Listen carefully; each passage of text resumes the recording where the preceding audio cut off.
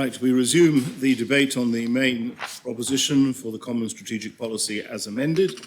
Does any member wish to speak? I know Deputy Ward did indicate an intention to speak, but if he's not here... He will be here momentarily. We did start a minute earlier than 2:15. I wonder, I guess I'm actually just standing to filibuster in case he walks Yes, through the door, sir. I realise that. But you've just almost crossed the line of having a second speech. So, but Deputy Southern, yes, I can call upon you. Deputy Southern. And I too may be filibustering, but it seems relevant to me. And what I want to do is explain why I cannot possibly vote for this document, this common strategic plan. And the main reason is that it contains no concrete actions whatsoever. So I could sign up to this. It will not make one iota of difference to the way I behave, or the way anybody should behave, or what government does, because it contains no positive actions at all. It's just a series of words strung together. I used to call it management speak, but I think I'm going to start calling it government speak, which is even less comprehensible than management speak.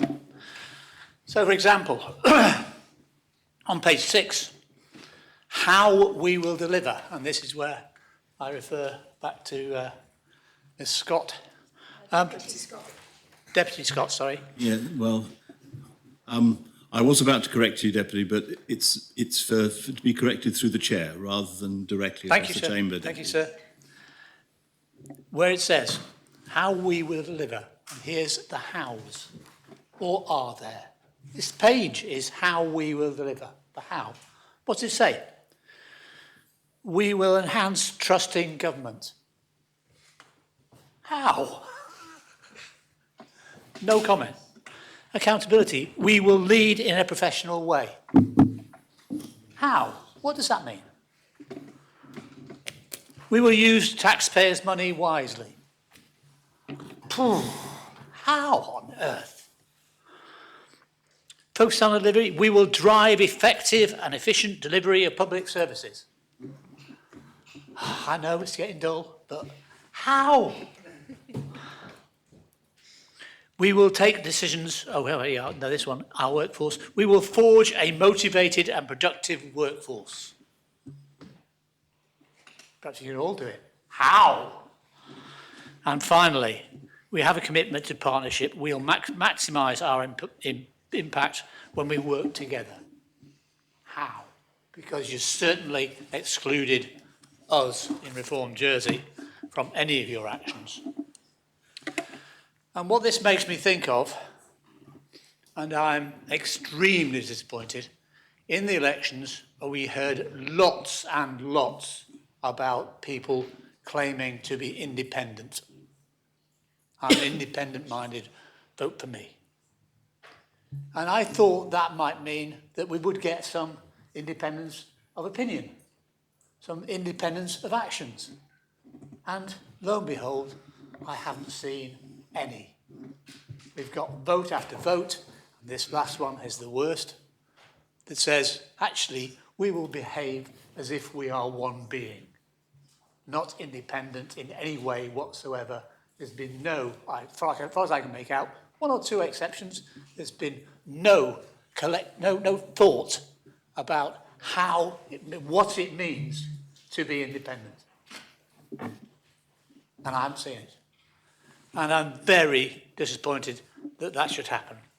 In particular, on this issue that we've debated today at length, I've heard lots of people standing up for election, vote for me, I'm a green candidate. I'm an environmental candidate. And I hadn't seen that either today.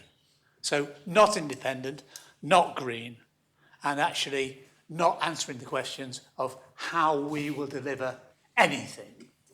So that's why I can't vote for this, and I won't vote. Thank you, Deputy. Does any other member wish to speak? Deputy Ward. Thank you, sir. I'm going to speak because that's what we're here to do. The reason I want to address the narrative that's being put forward about reform, and it's amazing how many times we've been mentioned. I've lost track now, but I'm sure it's over 20. And I thank you for the advertising. I hope you're not going to charge us for it. I was proudly elected as a Reform Jersey member in this election and in the election before. The only reason I stood for election was because there was party politics. Because there was a transparency in my belief and my policy from day one. And I stand on that policy and I stand with it and bring it to the Assembly. And I am, I wouldn't say brave, it's not brave, it's my job. I'm doing my job well enough to bring propositions and take the criticism and take the whatever comes with it and win some and lose some. Mainly lose some, but there you go. Lose some. I want to address this notion of ideology that was mentioned. Political ideology must be part of our politics. With Reform, we have political ideology. Reform's a broad church. We have differences in ideology, and we discuss them. We're open enough to discuss them. I'm incredibly proud of the fact that we doubled our numbers in the Assembly, that we have the most diverse group that's ever been in this Assembly. We have 50-50 men and women. We're not talking about the ideology of diversity, we're doing it. And we're doing it because it's the right thing to do. And I will continue to come to this Assembly and do it because it's the right thing to do. And if you want to criticise that as ideology, that's absolutely fine by me. But this common strategic policy is not about ideology, although ideology underpins it. A range of ideologies, apparently. I would say quite a conservative ideology. And that's not a criticism, although it would be for me, obviously, you know, my politics. It's an observation. And if it's a conservative ideology that brings a common strategic policy, and I am not conservative, I have no problem with not voting for it. However, every time something positive comes with landlord licensing, I brought landlord licensing. I took one of the biggest batterings of my career in this Assembly, so with landlord licensing. And I'm so pleased to see that coming back, and I will support it, and I will stand up, and I will say why I support it. So voting against something that is not my policy does not mean you don't vote for the things that are your policy. But I stood on the doorsteps with those policies. I convinced people to listen to us as Reform candidates and then vote for us. And we took all 5 of those seats in my constituency. And we took 10 of the 12 of the people who stood, and we were close with 2 more. You may not like it.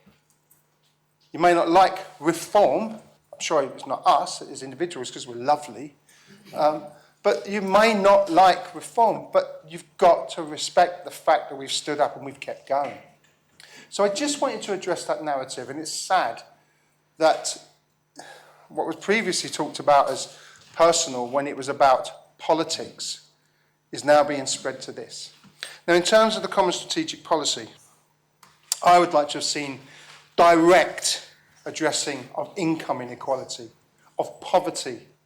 Poverty is real on this island. People are going to food banks. Schools are offering food parcels.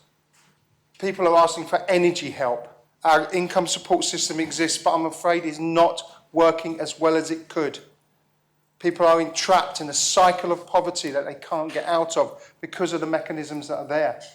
That's the reality of where we are, and I would like to have seen the Common Strategic Policy address that.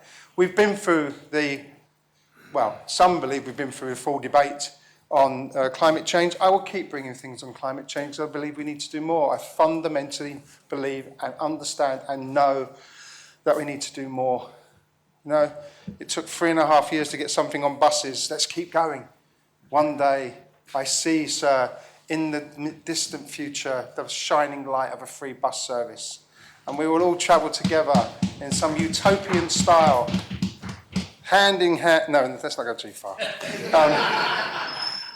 But the Common Strategic Policy is exactly that. It's a policy of government. So what I'm saying to you is don't be surprised if the party that is not government doesn't vote for it. And that's what happens in party politics.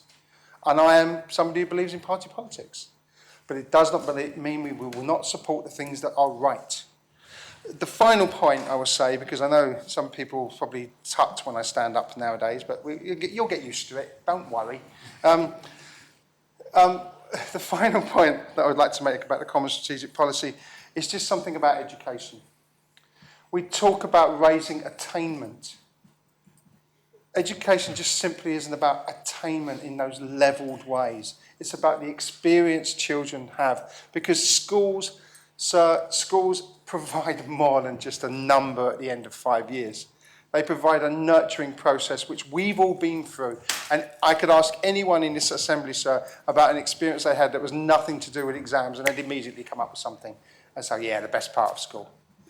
I can still remember in my primary school, and that was, I'm not going to say how many years ago, building a cardboard tank. Where did that go in my memory? I can't remember who I am sometimes in the morning, but I can remember that.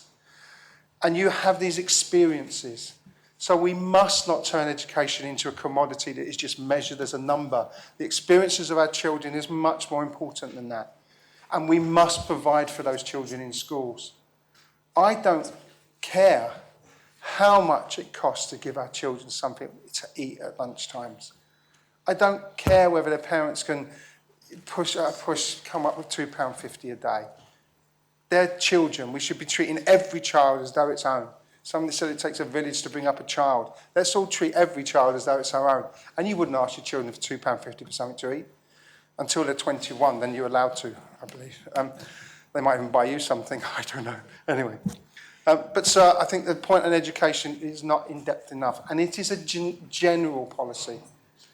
Also, sir, I was disappointed with housing. I think we were offered real, tangible things to do, and it's a shame they weren't taken a little bit more. And so we need to be more open about our allegiances in this assembly. There were parties that exist. You've got a coalition. How are those coalitions working together? I think the people of Jersey want to know what the coalition is, what the loyalties are, what's happened to the parties that stood in the election, how are they conducting themselves now, or are they not in a party anymore? And how is that working? Because that's transparency and that's openness. And as somebody once said, when one voice rules the nation just because they're top of the pile, it doesn't mean their vision is the clearest. So I will not be voting for the Common Strategic Policy, but in the future I will vote for everything that we and I believe and we discuss is a positive thing for the people of Jersey, reduces inequality and gives everybody, regardless of their income, what they face in the world, a decent opportunity to really find themselves on this island, which is a beautiful place to live if you're enabled to do it. Thank you, sir. Does any other member wish to speak on this debate? If no other member wishes to speak, then I close the debate and call on the Chief Minister to respond. Thank you, sir, and I'm grateful to members for the varied and thoughtful contributions that they've made to this important debate today. I think it has been, in the main, a thorough, informed and constructive debate. I'm especially grateful to members who have proposed amendments to the Common Strategic Policies. Where they were accepted, the amendments have enhanced our policies. And even when we've disagreed, it is important that those discussions are held on the floor of this assembly. That is simply what we're here to do. It's natural to have different views. It is natural to take different positions in an argument. But what is clear is that we all share a desire to act with Jersey's best long-term interests at heart. Which is why this is a collaborative document that does represent the views of this whole assembly, and as we debated yesterday, the values of our public sector. By working together across the assembly, we will deliver the change that islanders demanded. Adopting the Common Strategic Policy is the first formal step in delivering a government programme and putting Jersey back on track. This, of course, follows the first action of this new government, which was the completion of an 18-point action plan that was delivered in our first 100 days. We've set the framework within which we will now focus our work for the next 4 years, and the priority is now looking forward, taking action, and delivering on that agenda. The 7 priorities are clear and balanced and reflect the priorities of the people. When I talk to islanders, the message I hear is clear. Islanders want us to deliver affordable housing for families, to continue with to help with the cost of living, and to address our staffing and skills shortages. Those are our 3 areas of relentless focus. This is a policy direction paper for the next 4 years, and it meets many of the wider challenges that we face on improving our health and well-being, enhancing our environment, and making Jersey a place where people can grow old with dignity that will endure throughout and beyond that time. And it will benefit our future generations by taking pragmatic and prudent decisions that maintain stability. We protect our beautiful island for future generations. Any strategy is an exercise in outlining the direction of travel, the aims. That is, in fact, very close to the dictionary definition. As members know, and I know that after his many years of service, Deputy Southern certainly knows this too, the how comes in the government plan.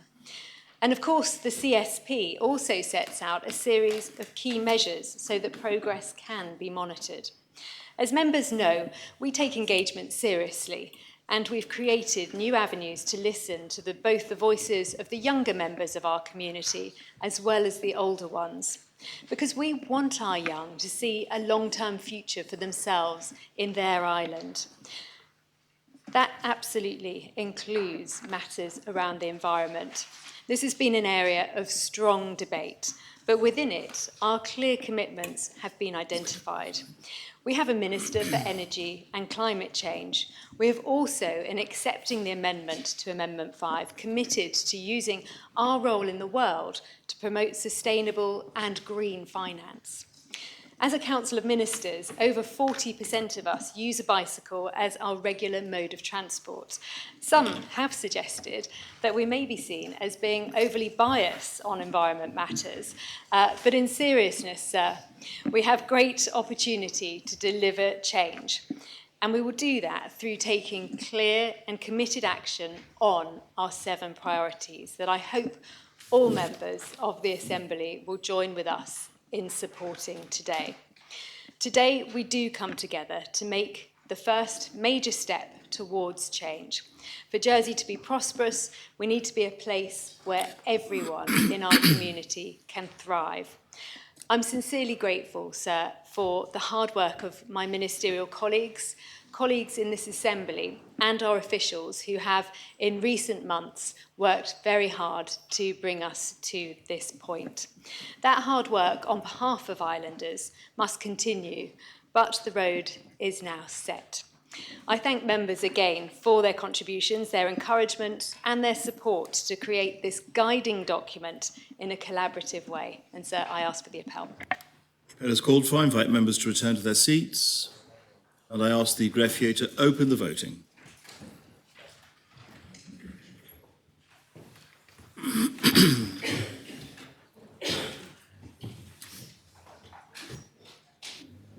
If members have had the opportunity of casting their votes, then I ask the greffier to close the voting.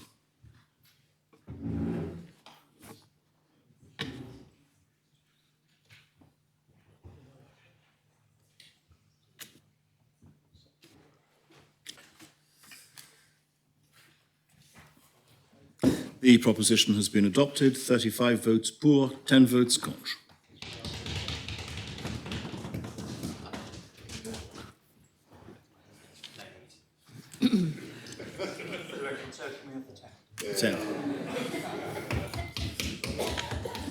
Those voting contre, Deputies Southern, Tadia, Ward, Alves, Mesic, Coles, Porre, Curtis, Feltham and Kovach. The next item of public business is the Draft Children and Young People Amendment Jersey Law lodged by the Minister for Children and Education. For the purposes of this debate, the main responder will be the Chair of the Children Education and Home Affairs Scrutiny Panel, and I ask the greffier to read the citation. Draft Children and Young People Amendment Jersey Law 2000, a law to amend the Children and Young People Jersey Law 2022. The States, subject to the sanction of His Most Excellent Majesty and Council, have adopted the following law. Minister. Thank you, sir. Unfortunately, the Minister has had to leave the Assembly at short notice, so therefore I have been asked to bring the amendment. Thank you, sir. Yes. So I propose in the first reading this amendment to the Children and Young People's Jersey Law 2022, which was passed by this Assembly earlier this year and represents a very significant update to the existing children's legislative framework. The law will be supported by training and statutory guidance, and we are currently progressing this on schedule ahead of the planned implementation. I, my officers and key stakeholders are also taking this opportunity to review our governance arrangements in the light of and ahead of the enactment of the new law. To allow time for this work, I plan to enact the law through an Appointed Day Act, which we will bring forward in early 2023. Before the law is enacted, I also need to bring forward the short Children and Young People Amendment Law. This will correct a typographical mistake that was unfortunately overlooked during the final checks of the Children and Young People's Jersey Law prior to lodging. And members may recall that when this was brought to the Assembly, we agreed to pass the legislation on the basis that this typographical error would be corrected by an amendment, and that's what we're now doing. Within the system to support children, young people and families, cooperation and working together effectively is essential. The Children and Young People's Jersey Law provides for, under Article 4, 5 and 28 respectively, arrangements for cooperation which include arrangements for information sharing. Unfortunately, due to this drafting error, the current wording of paragraph 4 of Article 5 of the Children and Young People's Jersey Law 2022 doesn't support the intended policy outcome in respect of information sharing. In fact, it includes the word not prior to information sharing, and therefore gives the impression that we will not be sharing information. Unfortunately, due to this, as this error was noticed just prior to the law being debated in the Assembly, the law was passed on the understanding that we would come forward at a later date to make the amendment. The draft amendment law, if passed, will have the effect of ensuring that the wording of these provisions in the law achieves the intended policy on information sharing when it is enacted. I would like to thank all officers who have worked on this, and also the Children, Education and Home Affairs Scrutiny Panel for their positive comments lodged in support of this amendment to the law. Thank you, sir. You therefore move the matter in first reading? I do, sir. Is it seconded for first reading? Does any member wish to speak in first reading?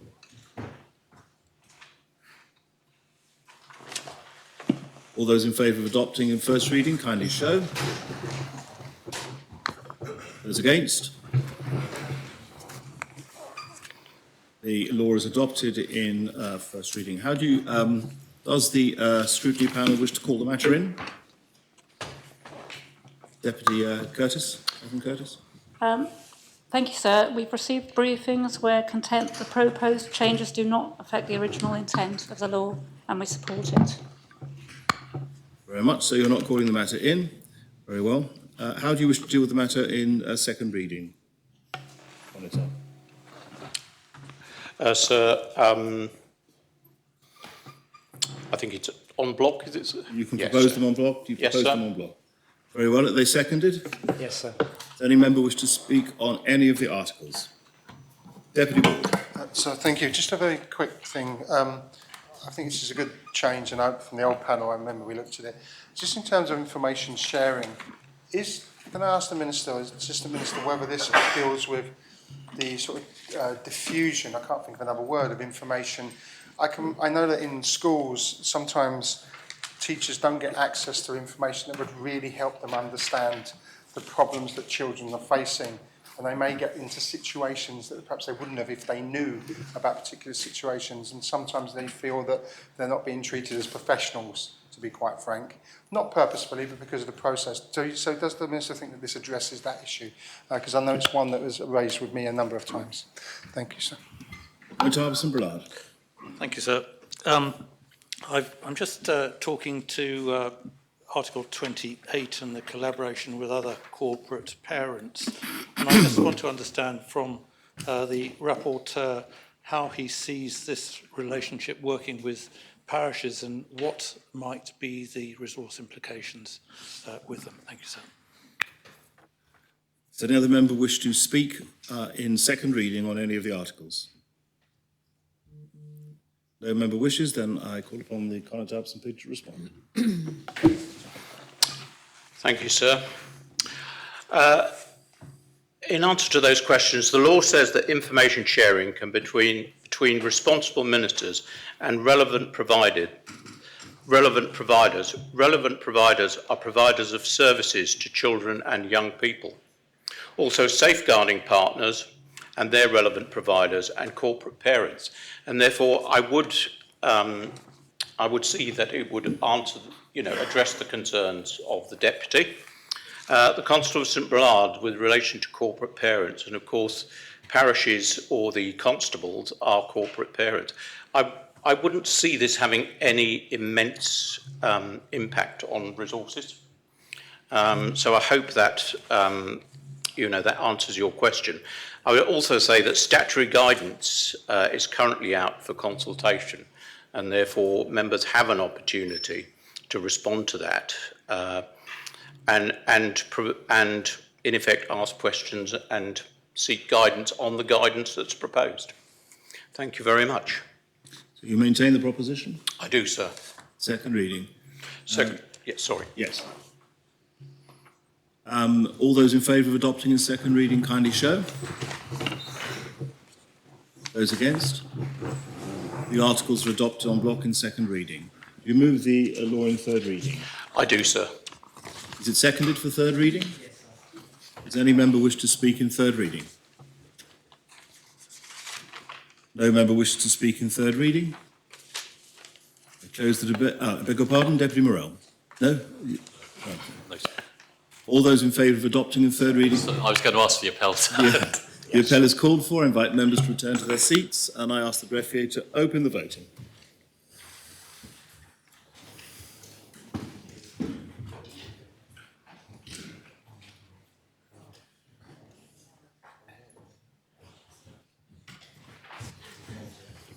Members have had the opportunity of casting their votes.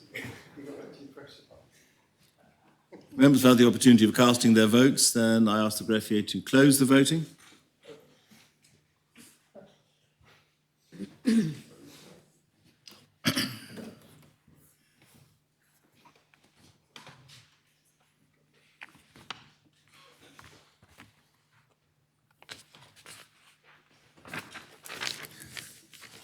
The law has been adopted in third reading, 44 votes pour, no votes contre, no abstention.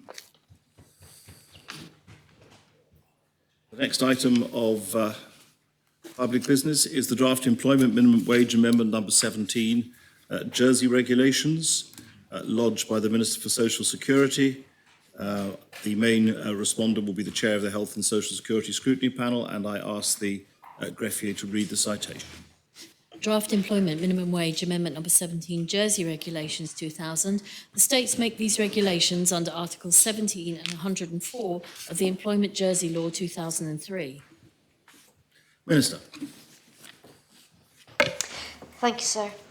These regulations, if agreed to by the Assembly, would increase the maximum amounts that an employer can offset or deduct from wages in respect of provision by the employer of accommodation and meals to an employee who earns a minimum wage. Minimum wage rates have increased to £10.50 an hour from the beginning of November. This is a significant increase of 13.8%, and the proposed increase in offsets fully matches the overall increase in minimum wage since 2020. Sir, it's important to strike a proper balance between increases in the minimum wage rate for employees and the ability of employers to make fair and reasonable deductions for the provision of accommodation and meals. Rising costs are impacting particularly on those sectors that traditionally rely on minimum wage employees. In my view, the proposed new offset rates achieve that proper balance. Sir, I propose the principles.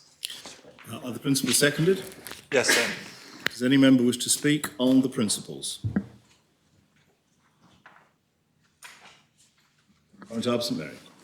Thank you, sir. And I raise one particular item only. The opening words of the report say the Employment Forum review the minimum wage and associated rates as is its statutory duty under the Employment Jersey Law 2003. I raise the matter because at the end of the last Assembly, the Economic Scrutiny Panel conducted a review into various items related to seasonal workers and the rural economy, and they noted that there had been no such increase for that year. I simply wish the Minister to clarify, if she might, as to whether the Employment Forum apparently did not make a recommendation for that year, and the Minister decided to exercise her powers under the emergency powers and enforce, because of COVID, not to make an increase. I simply wish to Minister to reassure the Assembly that was an isolated instance and that in normal circumstances the Employment Forum will automatically conduct a review and report into the Minister. Thank you, sir. Deputy Scott. Thank you, sir. As the current chair of the Economics and International Affairs panel, I think I might also just ask the Minister quite why these offsets come into effect on the 1st of January when the minimum wage rise actually took effect in the 1st of November, because this obviously can impact on at least one particular industry who might be looking to use these offsets against the minimum wage. Thank you. Does any other member wish to speak on the principles? Deputy Mezek. Thank you, sir. Just very briefly, the offsets for accommodation are, of course, different for the main minimum wage rate and the trainee rates. Could the Minister confirm if trainees pay a different rate of rent? Does any other member wish to speak on the principles? No other member wishes to speak on the principles? I close that debate and ask the Minister to respond. Thank you, sir. To address those questions in order, the Constable of St Mary. I believe that what happened is during the COVID period, the previous minister made her own decision to increase minimum wage rates, but the offsets were not increased at the same time. I'm afraid I don't know why that was. I guess just in the whole uncertainty of the COVID period, the offset rates have not been increased since 2020. However, I can assure you that in future we will be consulting with the Employment Forum. Article 18 of the Employment Law requires the Minister in normal circumstances to consult with the Employment Forum before setting minimum wage and offset rates. They are instructed to do that. The Employment Forum do not do a review and provide the information. They are requested by the Minister to conduct the review because it's a fairly lengthy and complex consultation process.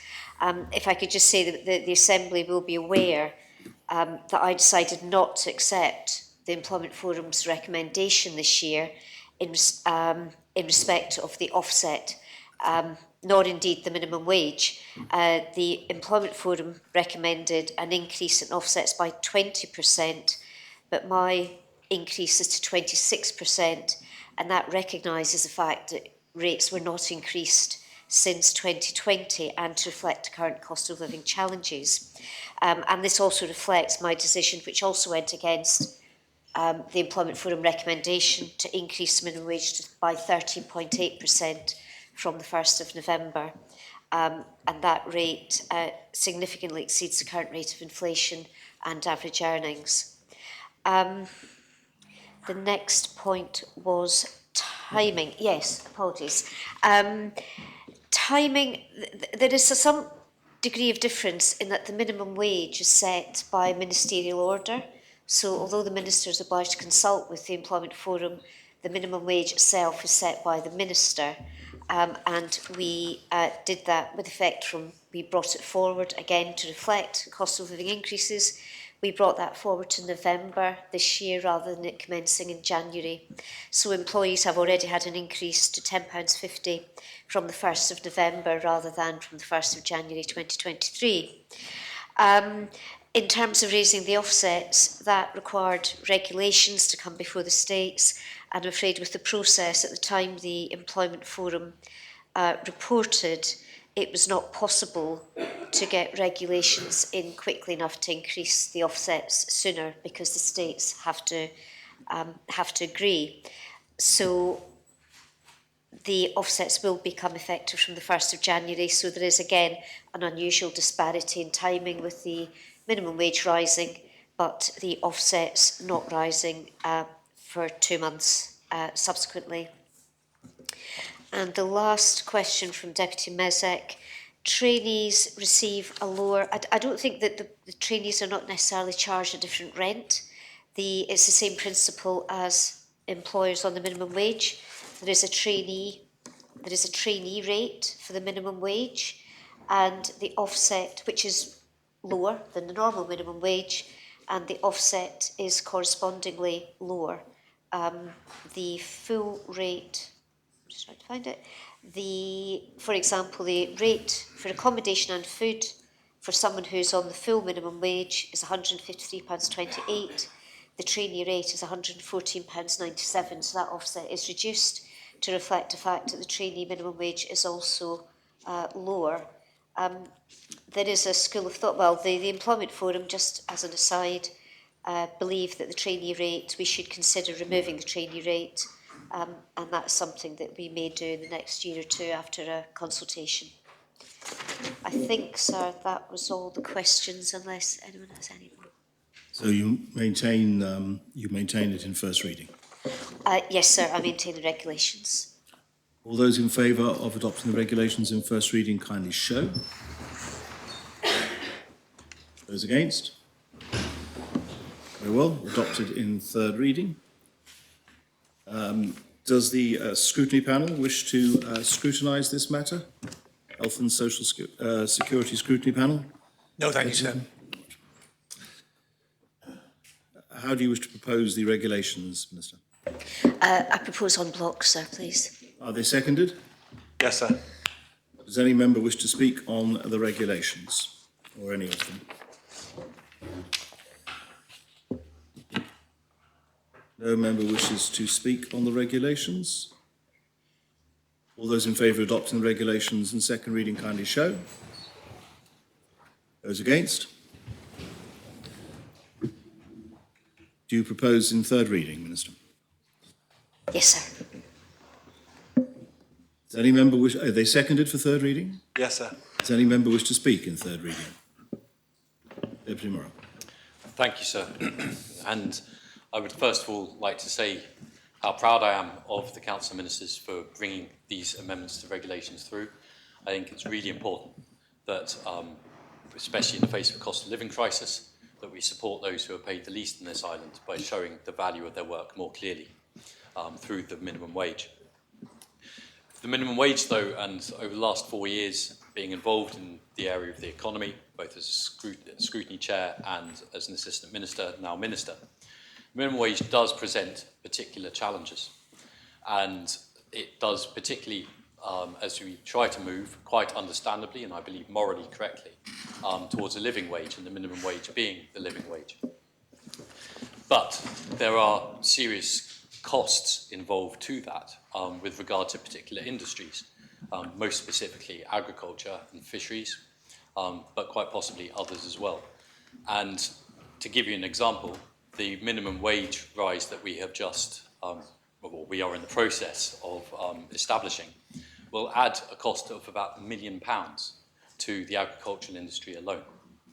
Now, this isn't an industry which makes excessive profits. This isn't an industry which is soaring. It's an industry that faces significant challenges. And to add a cost of £1 million is difficult. Now, the government plan, thankfully, and because this Council of Ministers recognises the challenges there, is supporting agriculture to the tune this year of about £1.4 million through the increase in government plan. But you can see straight away, I'm sure members can see straight away, that most of that increase in support for the industry is eaten up straight away by the minimum wage rise. And so comes to my attention, this is me speaking personally as a member of the States, I believe we do need to find a new way forward for the minimum wage with respect to these kind of vulnerable but vital industries. Because to give you an example, I believe the living wage, if we were to set it today, the minimum wage as a living wage, I believe would be about £12.50 or thereabouts. So another £2 increase from where we are today. And the cost to agriculture would probably be, back of an envelope type calculations, an increase of over £2 million to their costs, which would absolutely wipe out the industry locally. And so this is not me saying we can't move forward with the living wage, not me saying we can't continue to increase the minimum wage, because I believe morally we must. I think that is right. But we do need to find a different formula for these more vulnerable sectors of our society. Now, that could be through direct support, but I do think actually it means we need to have a more nuanced approach to the minimum wage and the way it is set.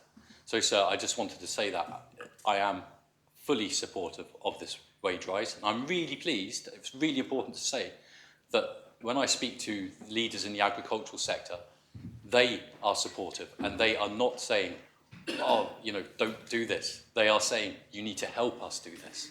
They are asking for help because they understand that it is important. But we do need, I believe, in the future to take a slightly different approach. And I will be speaking with the Social Security Minister, the Chief Minister and others to try and achieve that approach, a different approach for these industries as we move forward. Thank you, sir. Very much, Deputy. Deputy Ferry. Thank you, sir. As the Minister explained, this is a first rise in the offsets since April 2020. And we've always tried to be fair to both employees and employers. And the priority is to balance both sets of interests. Those on the lowest pay receive a decent rise in the minimum wage, and that employers who do use the offsets, and there are very few who actually charge a maximum rate, are able to charge a reasonable amount for the provision of both food and lodging, sir. The pressures on the agricultural sector and on the hospitality sector are seasonal. With a significant rise in November, we've ensured that those on the minimum wage have extra money in their pockets in time for Christmas.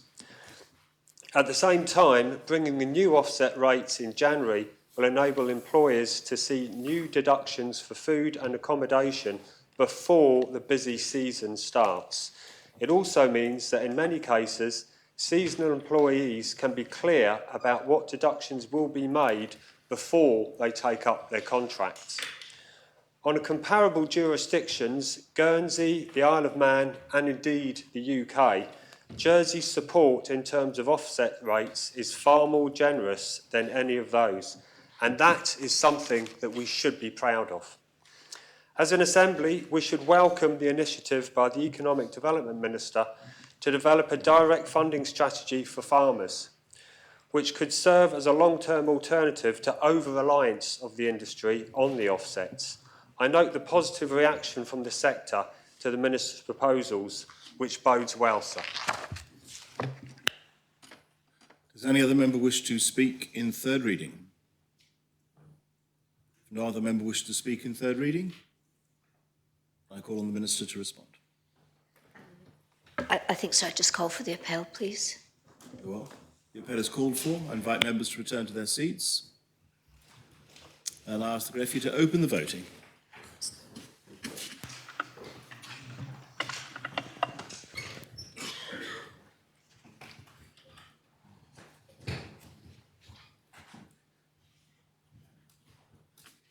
If members have had the opportunity of casting their votes, then I ask the greffier to close the voting.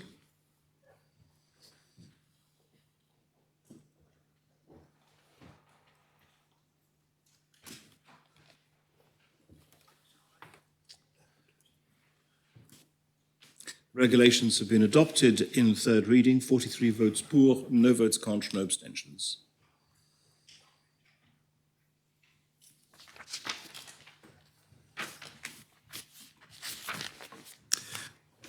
Very well. The next item of public business is the cost of living crisis, removal of 5% goods and services tax, GST, on food, excluding alcoholic drinks, P100, lodged by Deputy Kovac.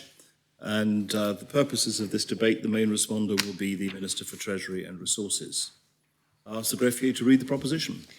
The States are asked to decide whether they are of opinion, A, to refer to their Act dated 18th of April 2007, in which they approved the Draft Goods and Services Tax, Jersey Law 2000, and to agree to vary that decision in order to exempt or zero rate the following items.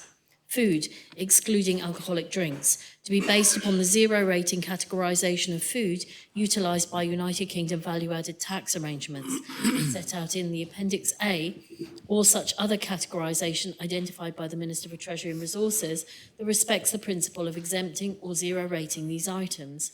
And B, to request the Minister of Treasury and Resources to bring forward for approval the necessary legislation to give effect to this decision at the earliest opportunity, but no later than 1st of January 2024.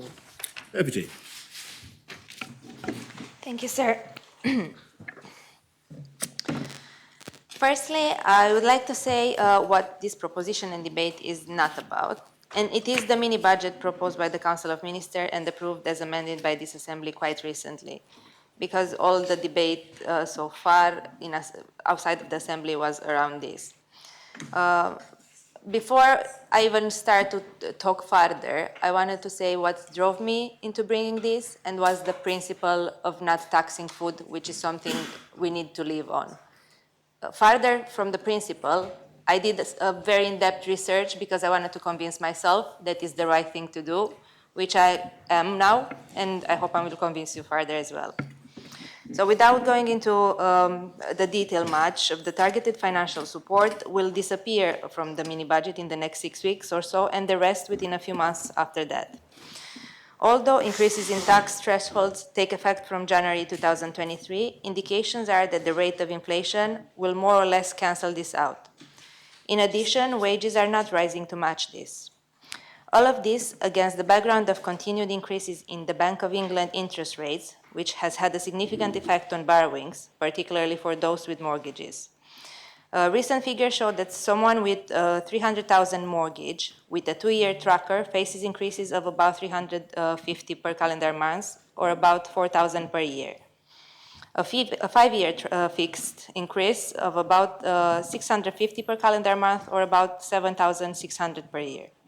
Most of the turmoil in the financial market is due to the enforced errors of the previous short-term Prime Minister and Chancellor of the Exchequer, which it appears that the Council of Ministers are afraid to mention.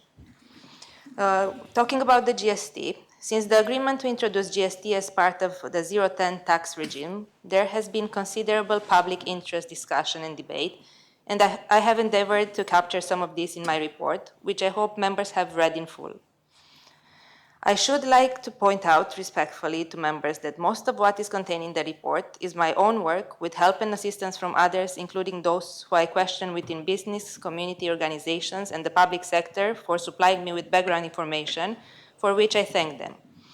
My reason for saying that is firstly to thank those who contributed, and secondly to point out that it is a different situation to a minister turning up at the scrutiny panel inquiry with 5 or 6 assistants or advisors. Background work was done before any mini-budget because I and others believed removing GST from food was the right thing to do, and I believe now it is the right time as well. So the very real issue here is people's actual living costs, day-to-day food costs, and what inflation is doing to them on a regular and ongoing basis. This is not a temporary blip, and predictions are that prices have gone up and will stay up. The underlying facts that support that are in brief the following. There is and has been labor shortages for harvesting crops and food processing. There are already considerable inflationary issues in the supply chain for packaging materials, tins, cardboard, plastics, etc. Considerable price increases for energy, with more on the way, affecting production and transport. All of this indicates that, unlike a blip in petrol prices, there will be continued and sustained increases in the price of basic foodstuffs, which in Jersey, unlike the UK, carry a tax of 5% GST, which should be removed in order to assist people by reducing their basic living costs and giving some relief to inflationary food prices. Some concern has been expressed about whether or not price reduction will be passed on. How will we know? I have had a number of discussions that give me comfort here. Firstly, supermarkets themselves have told me, and some declared publicly, that between their IT and finance departments, the appropriate price changes will be made and publicized.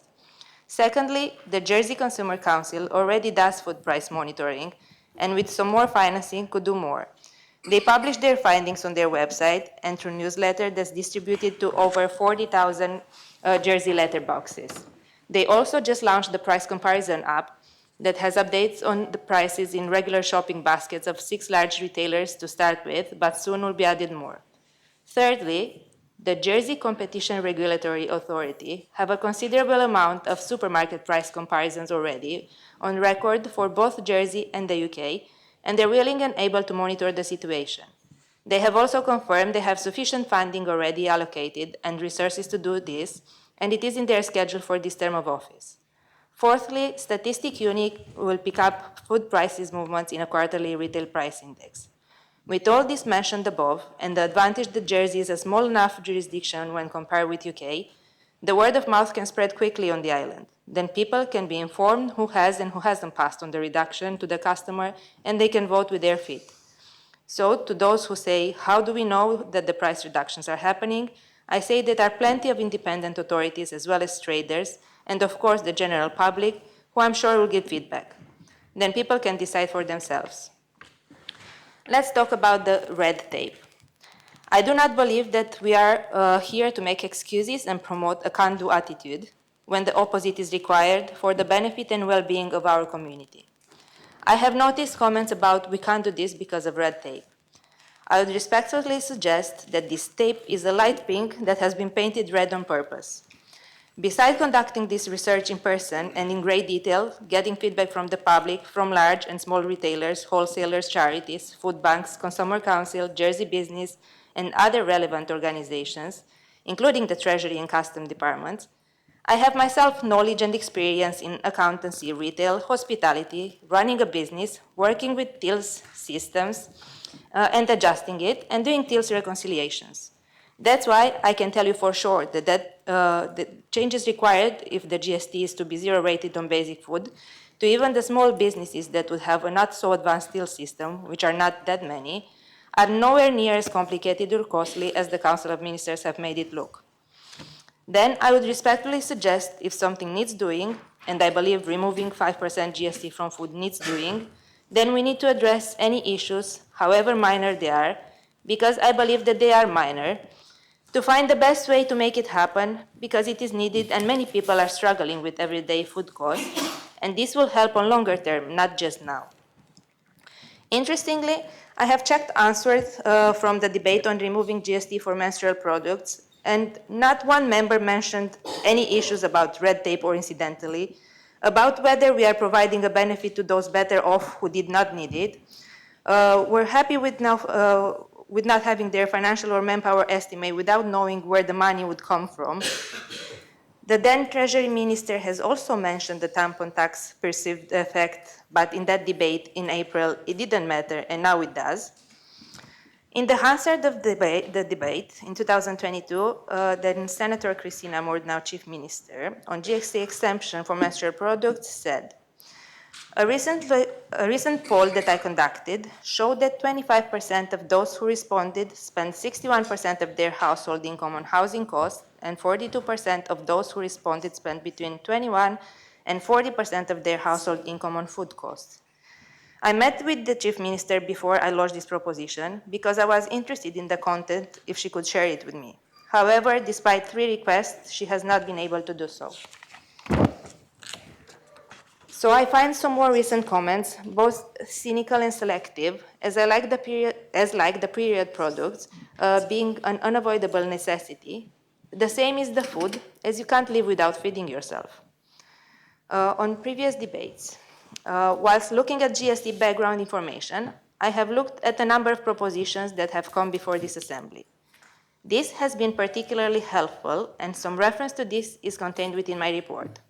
Something that caught my attention recently was the negative public comments from the Treasury Minister, Deputy Jan Gorst, the former Deputy of St. Clement, Senator, and now Deputy for St. Mary, St. Peter, and St. Quen. So I wish to share something with members. Deputy Caroline Labby on 17th of June 2008 lodged the proposition as follows: Good and services tax, exception or zero rating for foodstuffs and domestic energy. This was debated and voted on 11th and 12th of September 2008. As mentioned in my report at the time, it was supported by the then Council of Ministers. Also, the vote for supporting the proposal to exempt or zero-rate foodstuffs included the then Deputy of St. Clement, Jan Gorst. The answer from the debate on Deputy Gorst's speech is as follows. So we come to the rebate scheme, the scheme which is supposed to be providing for those between income support and those paying tax. It is nice in principle. It gives us a warm, woolly feeling inside. However, I do not believe for a minute that a lot of those people who would be able to claim that scheme or that money would in actual fact make that application. He also says, so where does this leave us? Well, I believe and hope that it is the desire of all states members to help and support hardworking families on low and middle incomes. I therefore suggest we have a choice.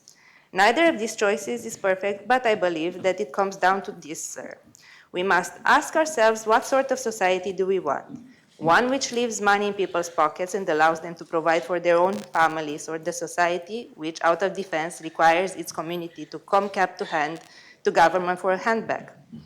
Not always sure that I or we in this assembly understand how difficult some hard-working families find life, some having 2 or 3 even more jobs to make ends meet. We know that GST receipts add in excess of £45 million that we wish to raise to fill the black hole when we approve GST. We know now that GST can be retained at 3%. I will therefore be supporting the Deputy of Grouville to leave money in people's pockets and ask that members will also support her. From the same Hansard, then Deputy of Grouville, Deputy Caroline Labby, summing up in September 2008, says, I would like to thank Deputy Gorst for the contribution he made. His speech, I think, was one of the best in the whole debate. His contribution was not walky, as I feared it would be. He took a holistic view of the situation and did not concentrate on systems, administration, and deference, but in people and how much better it would be to leave money in their pockets. Deputy Gorst has also voted in favor of exemption GST from all fruits, vegetables, and milk. So some interesting quotes from the then Deputy of St. Clement there, and I will come back to do some bits on the detail in a minute or two. But first, I wish to contrast this to the latest attributed public comments of the new Treasury Minister with his former self as the Deputy of St. Clement. So how and when did this complete turnaround occur from Le Hoc to l'État? This makes me wonder if it's not actually the proposition that he doesn't support, but maybe the person that brings it matter more. When did the social awareness and vision commitment get impaired by spreadsheet saturation? The Treasury Minister is now saying, get in the queue for your benefits. From the same Hansard of the same debate, Deputy Caroline Labby went on to say in her summing up then, there are a lot of people struggling in the island, and as I keep saying, it is not just those on income support. It is the people in our society who have drawn up their budgets to get on the property ladder, to have a family, have had to pay or are paying $500,000 for a mortgage. They are working, they are paying tax, and they are struggling. Now these people do not want to be lowered into the low-income support scheme, but they do feel resentment of a government taking a cut on their essentials, on their food, especially within high inflation. Asking the government to allow people to feed themselves without being taxed on it is not unreasonable. Going to the financial implication, I can say for sure that it's costed. Although I was given a rough estimate of the cost of removing of zero rating GST on food, the figure I have been given is 10 million. However, I do have serious doubts about this, and I think it is an overestimate, having spent some time and effort looking at the parts that make up the total. However, the defining factor is inflation over 10%, which increases GST collection without any policy changes, Looking at figures contained in my report, even with a policy change to remove zero-rate food, the actual amount collected year on year will increase. In 2021, for example, what was estimated in GST revenue was overachieved by 12 million at an inflation of around 3%. Even with food taken off, it's not hard to realize that at double-digit inflation, we will collect a lot over the estimation. The Treasury Minister estimated that from 2024, the revenue collected from GST on the remaining after food would exceed by just 3.7 million. Given the numbers just mentioned from the previous years, I would argue that this would be more, but I'll take that for now. Going back to the 10 million estimated loss, this has been calculated for all the food together, not just for the basic food to start with, so the actual loss is much less. The community cost bonus budget is set to pay towards GST on food, although not covering for about 100,000 people in Jersey. If this proposition is adopted, that means that this budget of 6.5 million from the community cost bonus are going towards the zero rating the GST on food. If you add this to the 3.7 million estimated by the Treasury Minister to be collected extra due to inflationary prices, the total is above the estimated loss already. You will also be aware that I have also lodged this week the amendment number 3 to the government plan to increase the stamp duty on the buy-to-let and from second residential property up, which, if adopted, would bring another 5 million in revenue and would also work towards creating house availability for first-time buyers. Therefore, no need to worry anymore that I'm making a big black hole in the budget with this proposition, if adopted, and it's more than fully costed this way, even having spare money. Talking about charities and food banks, without any prompting from myself and group organization, charities that are well known to us all, like Citizens Advice Bureau, Age Concern, Grace Trust, Catholic Church, St. Vincent de Paul, etc., are telling us every day that food costs and affordability are a very real issue for many individuals and families before the onset of winter. The signs are both obvious and ominous, but we can do something about it. Although we cannot cure, we can help. Many are struggling in silence. They need our help and support without having to beg for it. It's been told that it's too late to implement to have impact. I have spent many months researching the background for this proposal to remove 5% GST, zero rate, from food. I knew before I started that was the right thing to do to support the Jersey community with their basic living costs like food. In the medium to longer term, many people being on low fixed income like pensioners. After doing the research, I'm more convinced than ever that it is the right thing to do and that it can be done much easier and much quicker than we are trying to be scared by the ones that don't want to see it done.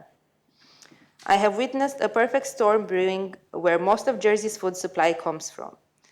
Reliable observers are already saying that food price increases and what's to come in the next year or two are the most inflationary in over 40 years, that what's worse is still to come and will peak towards the end of next year.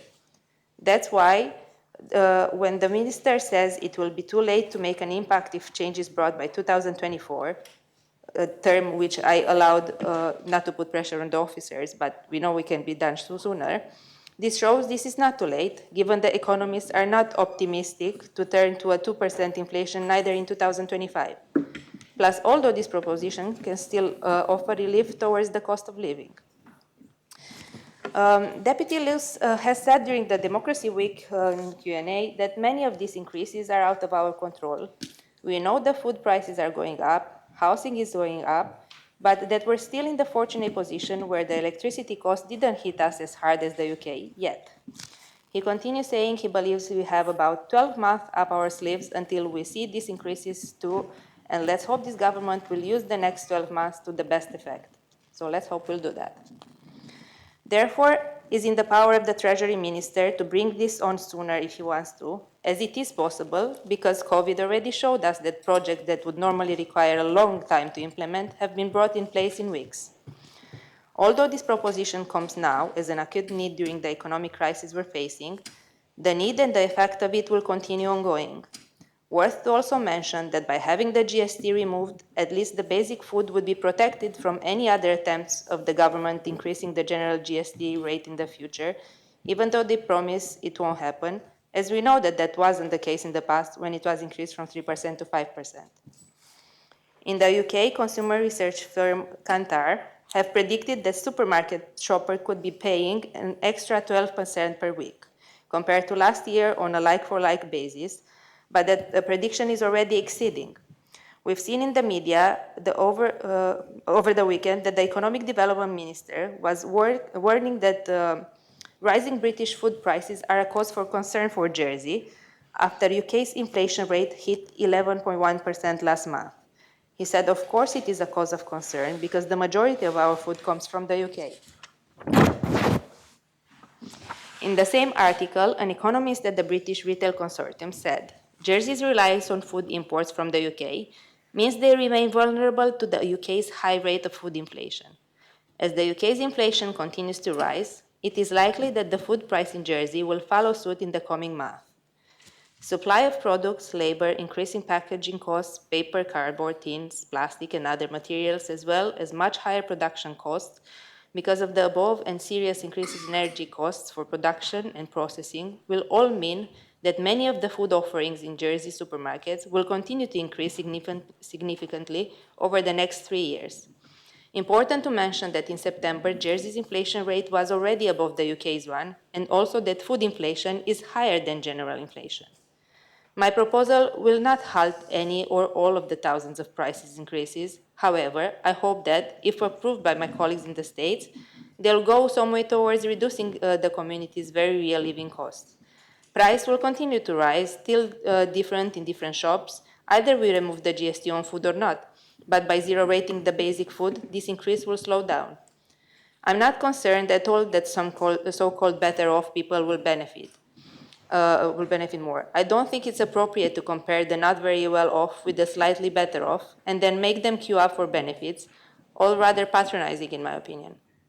The rich still only have one stomach to fill, and they're also the ones that most likely would reinvest in the economy by buying more of the luxury food items. And if you are that worried that there are so many other ways that they are benefiting more, there are so many other ways to tax them back in other areas. One example is my amendment.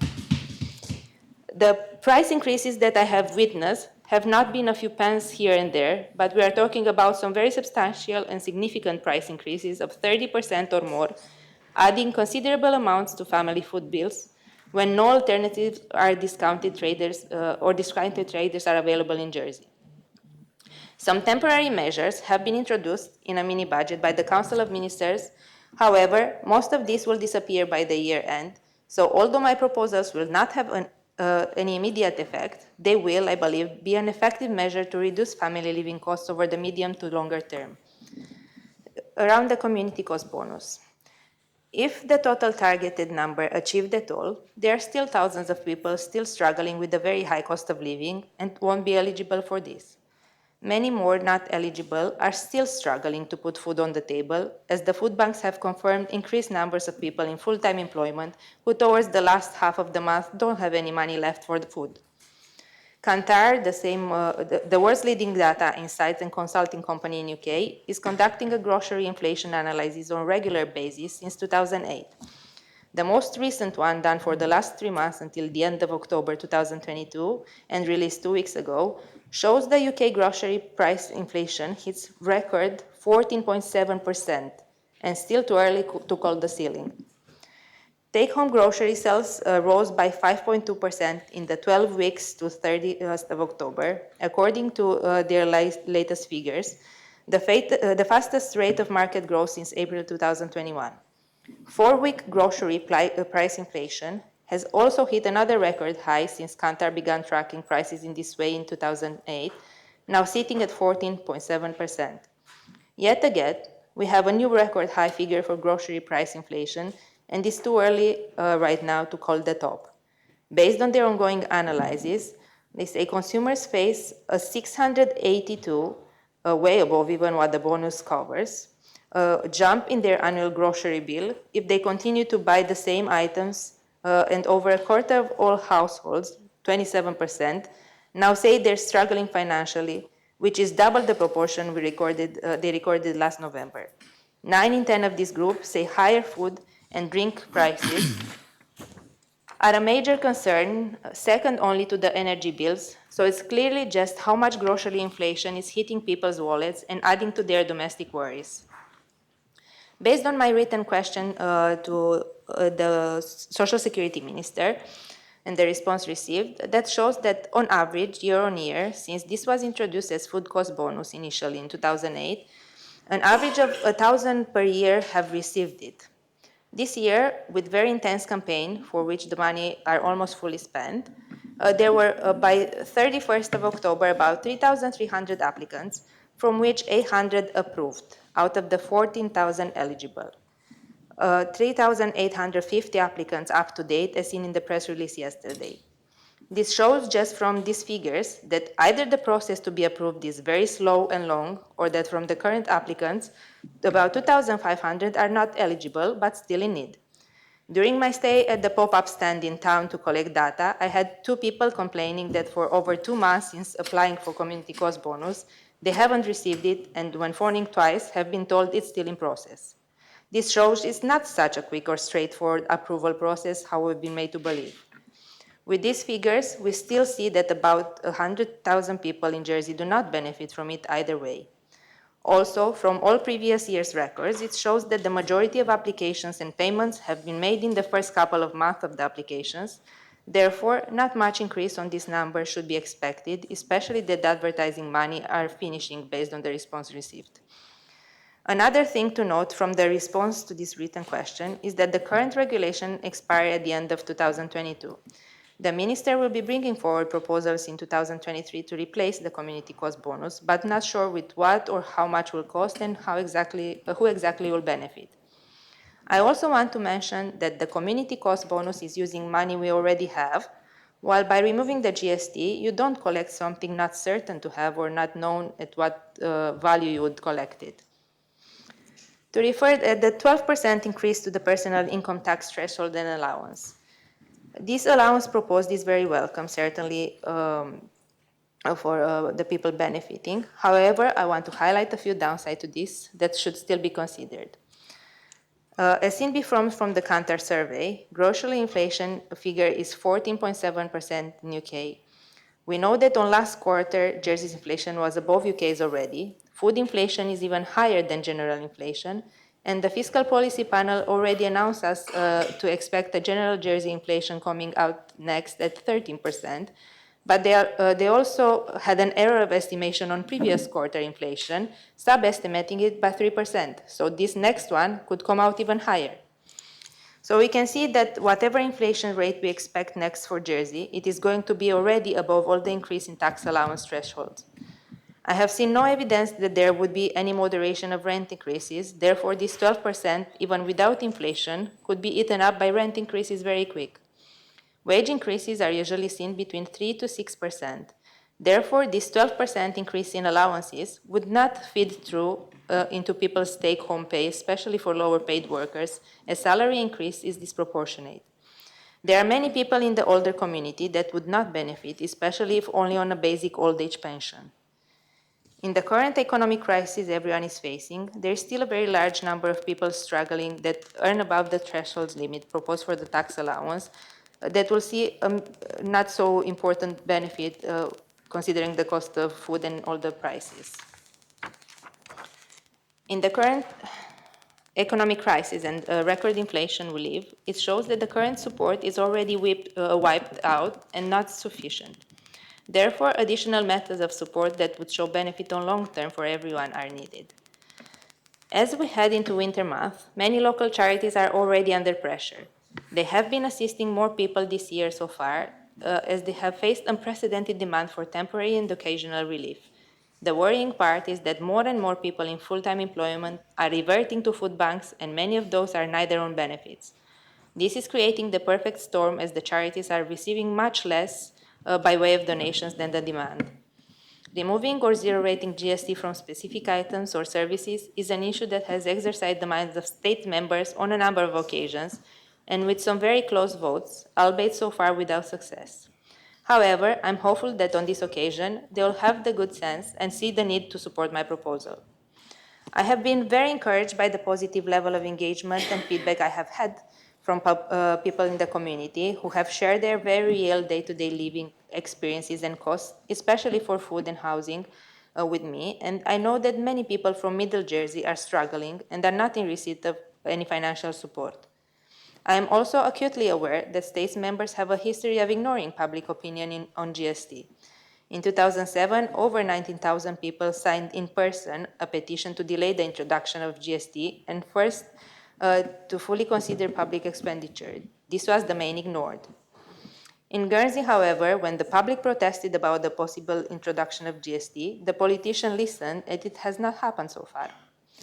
The basic food is not taxed neither in Isle of Man, UK, Gibraltar, Australia, even USA, out of the 45 states, has only 3 states which are taxing food in full, another 10 which are at very low level, and all the rest are not taxing it. Perhaps the event of 2007 and 2008 in Jersey, when the politicians ignored the voice of the people over GST, has led to continuing apathy for voter registration and turnout at elections. Why bother? They don't listen. Since GST was introduced, there have been many discussions and debates about zero rating certain items and food. Basic foodstuffs people everyday needs has always been included, as none of us can do without it, and the morality of taxing food has been rightly, in my view, questioned on many occasions. Especially in this economic crisis period, how ironic is to say that Jersey is such a wealthy island, as I will then quote a comment seen from a Jersey resident on social media, which says it all. Welcome to Jersey, where you can get a zero rate of tax on your company, but the people pay tax on food and queue for food banks even when full-time employed. Regarding the comments of the Council of Ministers, so I find the comments sent very interesting but also very disappointing. Firstly, there is not one mention about the fact that we have the highest level of food price inflation and prices for over 40 years. Not one mention of this. This is also having a real and significant impact on people's real cost of living. The price of food, it is an everyday concern, an increasing problem, evidenced by what organizations and charities are telling us and publicly saying they're struggling to cope. Also, that many people can't afford food before the onset of winter. How come the Council of Ministers missed mentioning that? Do they not live in the same real world as we? No one struggling is heard talking about being in receipt of benefits, only the Council of Ministers. They are too busy with all the other struggles they do. Charities are not, individuals are not. They're talking about how difficult it is to make ends meet and how they're having to make some difficult choices because some basic foodstuffs have increased by many pounds, not pence. The Council of Ministers read and see the news, but do they listen? Do they listen what the very real issue increasing and inflationary food prices are? Do they ever go shopping for food? Have they ever been put in the situation to choose between a loaf of bread or a carton of milk because they didn't have money for both? Or count their pence to buy one additional item of food to feed their children? I did. Sir, I wish to quote from the Jersey Evening Post of the 5th of July 2022.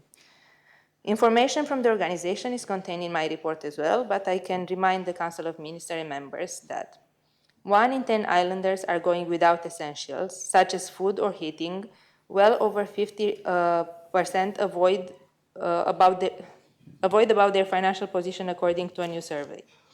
The Island Global Research asked residents in Jersey, Guernsey, and Isle of Man about the cost of living issues they faced and found that while rising the prices were affecting all 3 crown dependency, people in Jersey were struggling more than in the other 2 islands.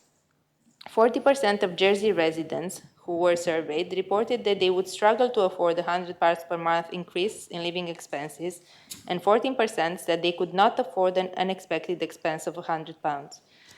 More than half, 55%, said they had found it difficult to meet living costs in the past year, and 82% said they expected their financial position to make them struggle till the end in the next 12 months or even more. And this was before the financial turmoil and forced errors from the previous UK government.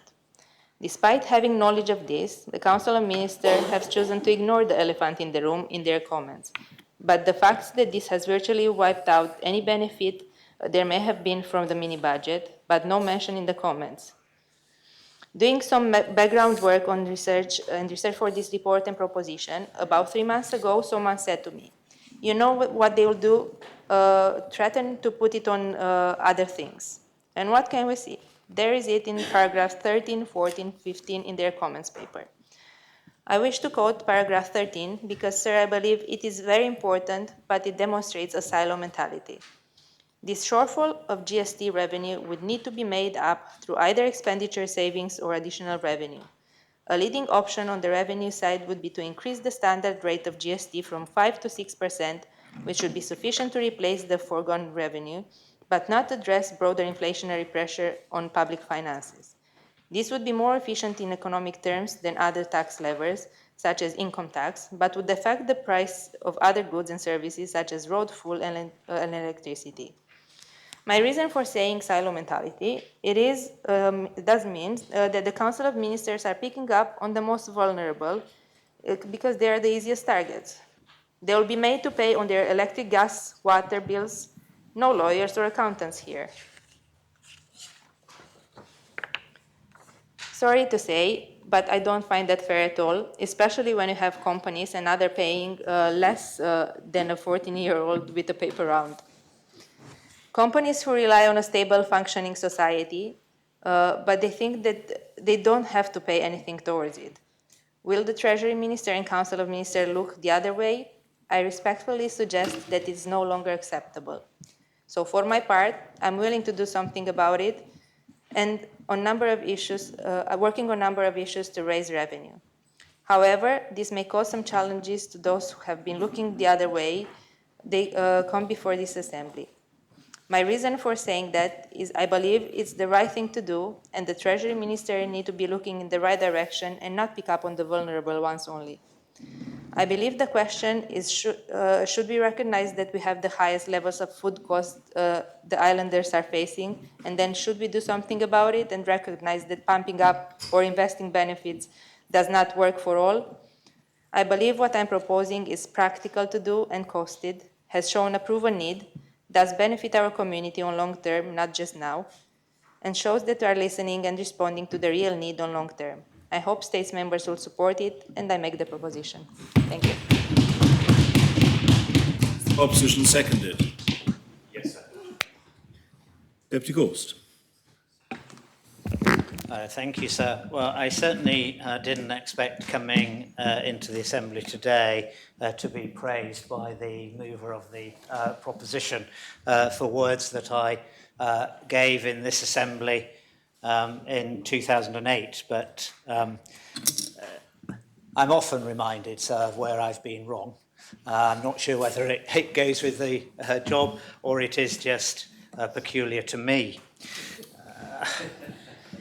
So during the election, islanders told us that they really were struggling with the cost of living crisis. And I think that everybody returned to this assembly, honoured to have received islanders' votes and honoured to be returned or put in this place to take action that would benefit islanders. And the Chief Minister, when we voted for her, was absolutely clear that she wanted to take action in the first 100 days of her term of office. She proposed before members 18 actions to be delivered on in the first 100 days of her government. And at the heart of those 18 actions were direct actions to support islanders through the cost of living crisis. Actions that recognised the difficulty that islanders were feeling at this time of high inflation and high interest rates and global economic difficulties. And we could point the finger for those global economic difficulties really, but wherever we might choose. That might be actions taken in the United Kingdom, could be actions taken in Europe or elsewhere across the globe, which has led to these difficulties. So I think in 2008, if I was quoted correctly, and it sounded like one of my speeches, I spoke about leaving money in islanders' pockets. And maybe I was right about that, sir, because that is at the heart of what the Chief Minister's government did in coming forward and proposing a mini-budget that kept money in islanders' pockets. Around £14 million this year in 2022, and around £30 million next year in 2023, and that is ongoing support. When I read the proposition, and as the mover has said, it's not the first time that this Assembly has been asked to consider this proposal. Unfortunately, I don't think that taking GST off food is either easy or something that can be done in a timely manner. So I don't think that it helps with the cost of living crisis now. And even with a fair wind, it's difficult to see that the timeline of 2024 could be kept to. And it clearly does.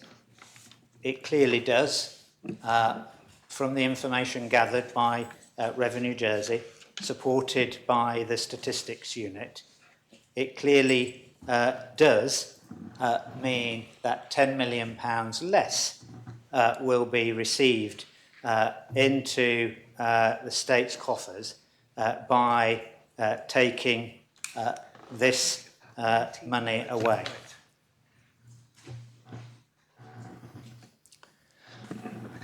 When GST was introduced, and I think the proposer mentioned this in her opening statement, the government of the day, well, not just the government of the day, but the one before it that did all of the consultation. Some of us will remember the then Treasury and Resources Minister touring the parish halls, being shouted at, and also being intelligently questioned about what the effects of GST might be, but also looking at the models of VAT and GSTs around the world. That was detailed and in-depth consultation. And it was recognised at the time that in order to bring GST or consumption tax to Jersey, which would broaden our tax base and give resilience to states' funds, that actions would be needed to be taken in order to protect the most vulnerable and the lowest income families in our community. And actions were indeed taken to do just that. And those actions were, in effect, inflation proofed, because what happened at the time of the introduction of GST, and we remind ourselves that it was first introduced at 3%, was that there was an uprating of income support by 3%, and that was brought forward specifically to recognise the cost of GST on food bills. there was an uprating of the winter fuel allowance by 3%, again specifically to recognise the cost of GST on fuel bills. And there was the introduction of the GST food bonus, which we now refer to as the community cost bonus. And there's been comments about whether that's well named when actually it is essentially a GST rebate. And the purpose of that rebate was to provide financial cushion for those who were neither on income support nor were tax-paying. At the same time, of course, not only were benefits uprated to compensate, but the income tax exemption threshold was uprated by 6.5%, and that was 3% above the prevailing inflation rate. Income tax child allowance was uprated by 20%, again, recognising that GST would increase the costs of those providing for children. Of course, GST didn't stay at 3%, it moved to 5%, and at that point, those upratings were delivered again. These measures, back when GST was introduced, were not temporary. And that support, of course, therefore, endures, as I've said, to this day. And it has endured over the years, but it has again been recently increased, as I've said, through the mini budget, leaving money directly in islanders' pockets. The proposer said that the mini budget measures would disappear. And of course, to the extent that the reduction in social security contributions is simply for this quarter, that is correct. But with regard to the increase in tax thresholds, which was uprated by 12%, that of course is not correct.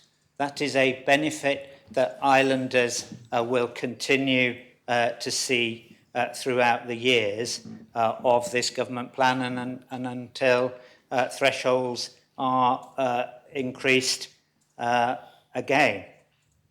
So it is not right to describe that as disappearing. If we think about the community cost bonus or the GST rebate, and I don't want to tread on the feet of the Social Security Minister, she and her Assistant Minister, I think, have done an excellent job in overcoming the fear that I described in my speech in 2008. Because historically, not very many, and the Minister will provide us with a number of people, have actually claimed that GST rebate bonus.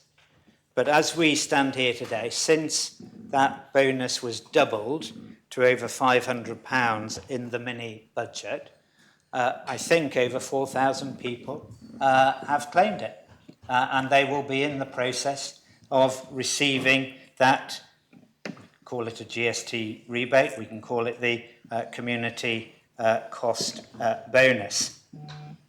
Of course, they have also in Social Security increased the winter fuel allowance above the rate of inflation. So I don't think that those measures, by and large, the greatest benefit measures in financial terms, do disappear. They are maintained, and ministers have been quite clear that they will continue to keep the levels of inflation under review. So the Fiscal Policy Panel, in their latest report, said that they forecast inflation to rise to 12% by the end of this year, and then to drop to 9.7 in 2023. And we remind ourselves at that point there will be a tax allowance of over £18,000. The issue, of course, of increased interest rates, which the Deputy spoke about, and the effects on islanders who may need to be setting or resetting fixed rate mortgages, is not really an issue which I think can be dealt with by the removal of GST on food. If we look at the quantum of the benefit to the quintiles from the Council of Ministers' comments, we'd see that it is a wholly different scale of problem. Having said that, the money which the mini-budget has put into islanders' pockets and will be leaving in islanders' pockets makes a substantial contribution towards helping with those matters.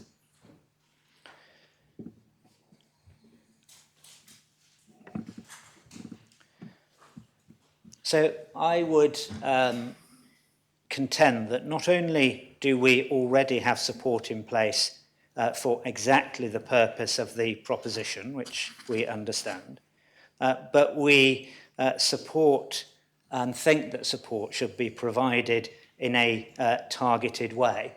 The support that has been provided, of course, is more generous. It is a view to take that the better off should not have to pay GST on their food bills. It's not a view which the Council of Ministers shares. If we simply mirrored the UK model, and I'll come on to that as well, is it right that luxury foods are zero rated in the way that they are in the UK? Is it not better that those who consume more should pay more? And I believe that it is. Deputy Southern asked me in questions without notice only yesterday, it seems much longer ago, Deputy, I know that, but only yesterday, about mantras. And I said to him then that I accept that GST is mildly regressive. But by taking this proposition and removing GST from food, it would inevitably create a benefit across a range of islanders' incomes. And I noticed that yesterday the Environment Minister was quite roundly castigated for suggesting that he needed to think about how funds were targeted from his Green Fund.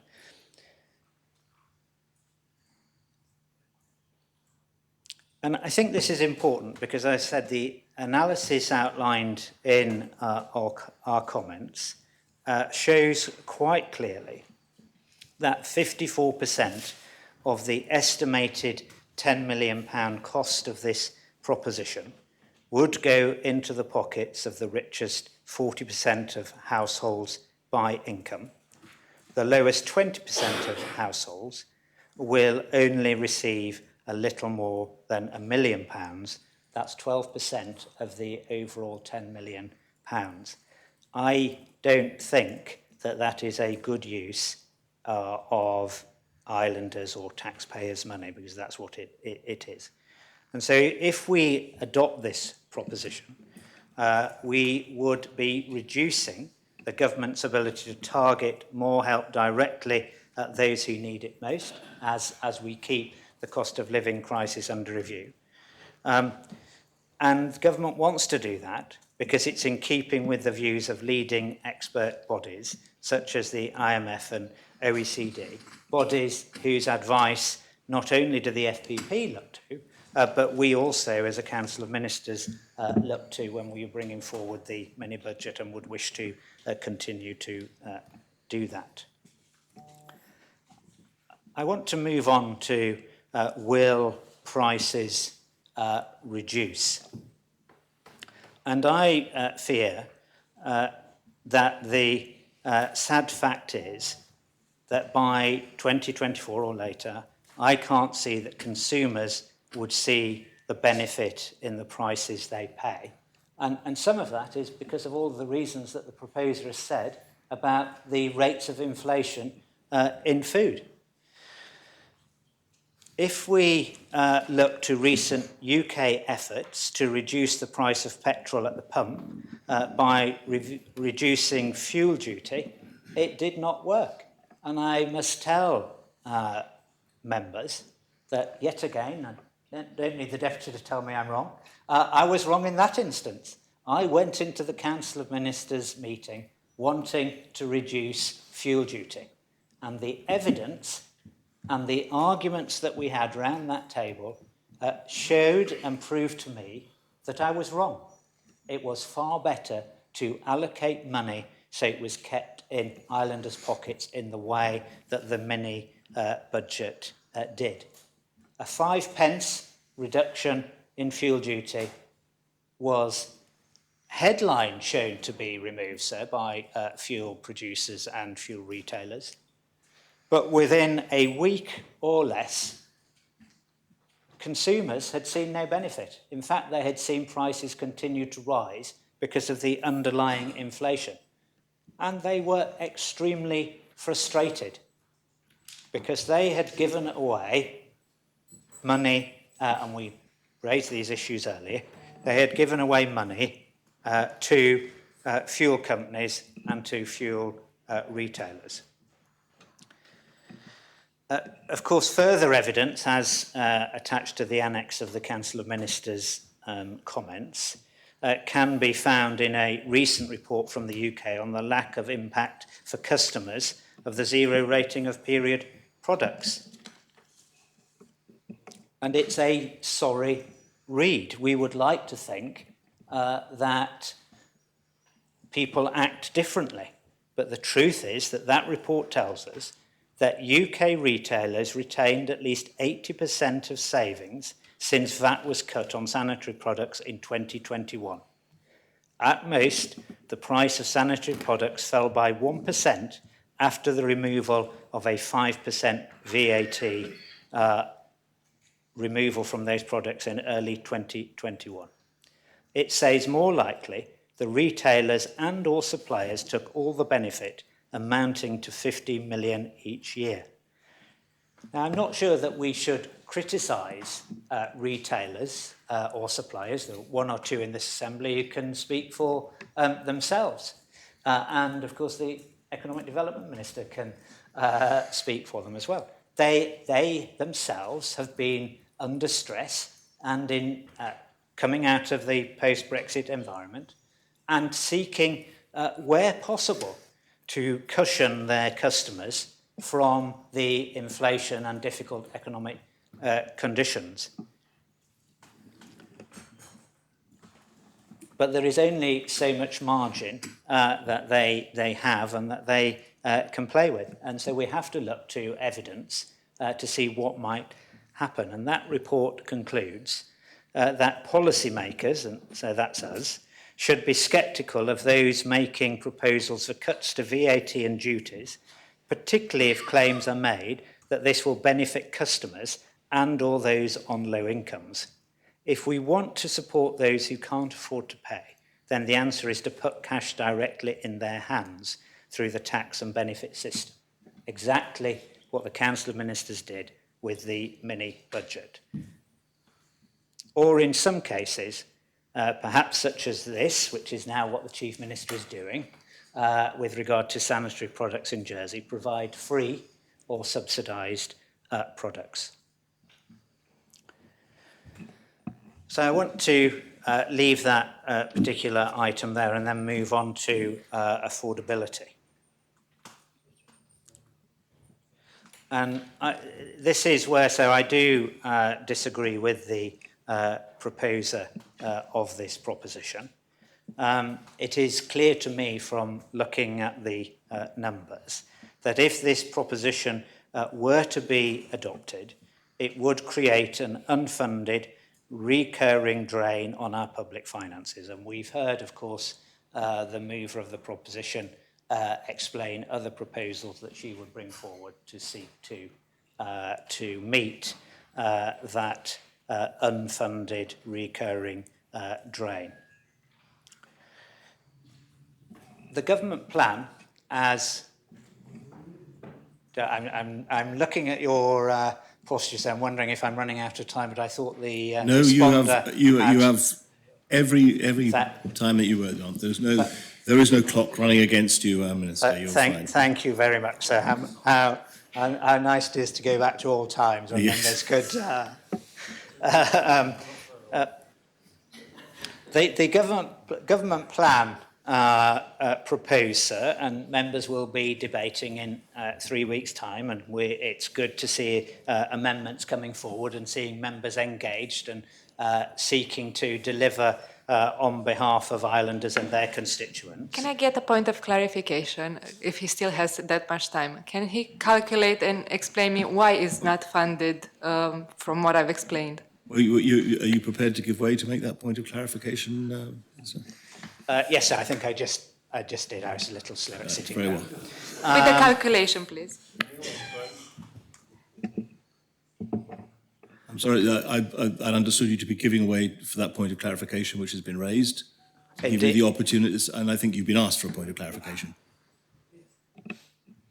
So, shall I resume now, so with clarification? Yes, I mean, so if you'd like to provide the clarification you've been asked for as you gave way, Minister, then continue. So, sir, it's because of the timing. If it's proposed that this doesn't give effect and doesn't come into effect until 2023, and we look at the increase in GST, which would be related to food consumption, then that is what leads to the smaller number rather than as calculated by the mover.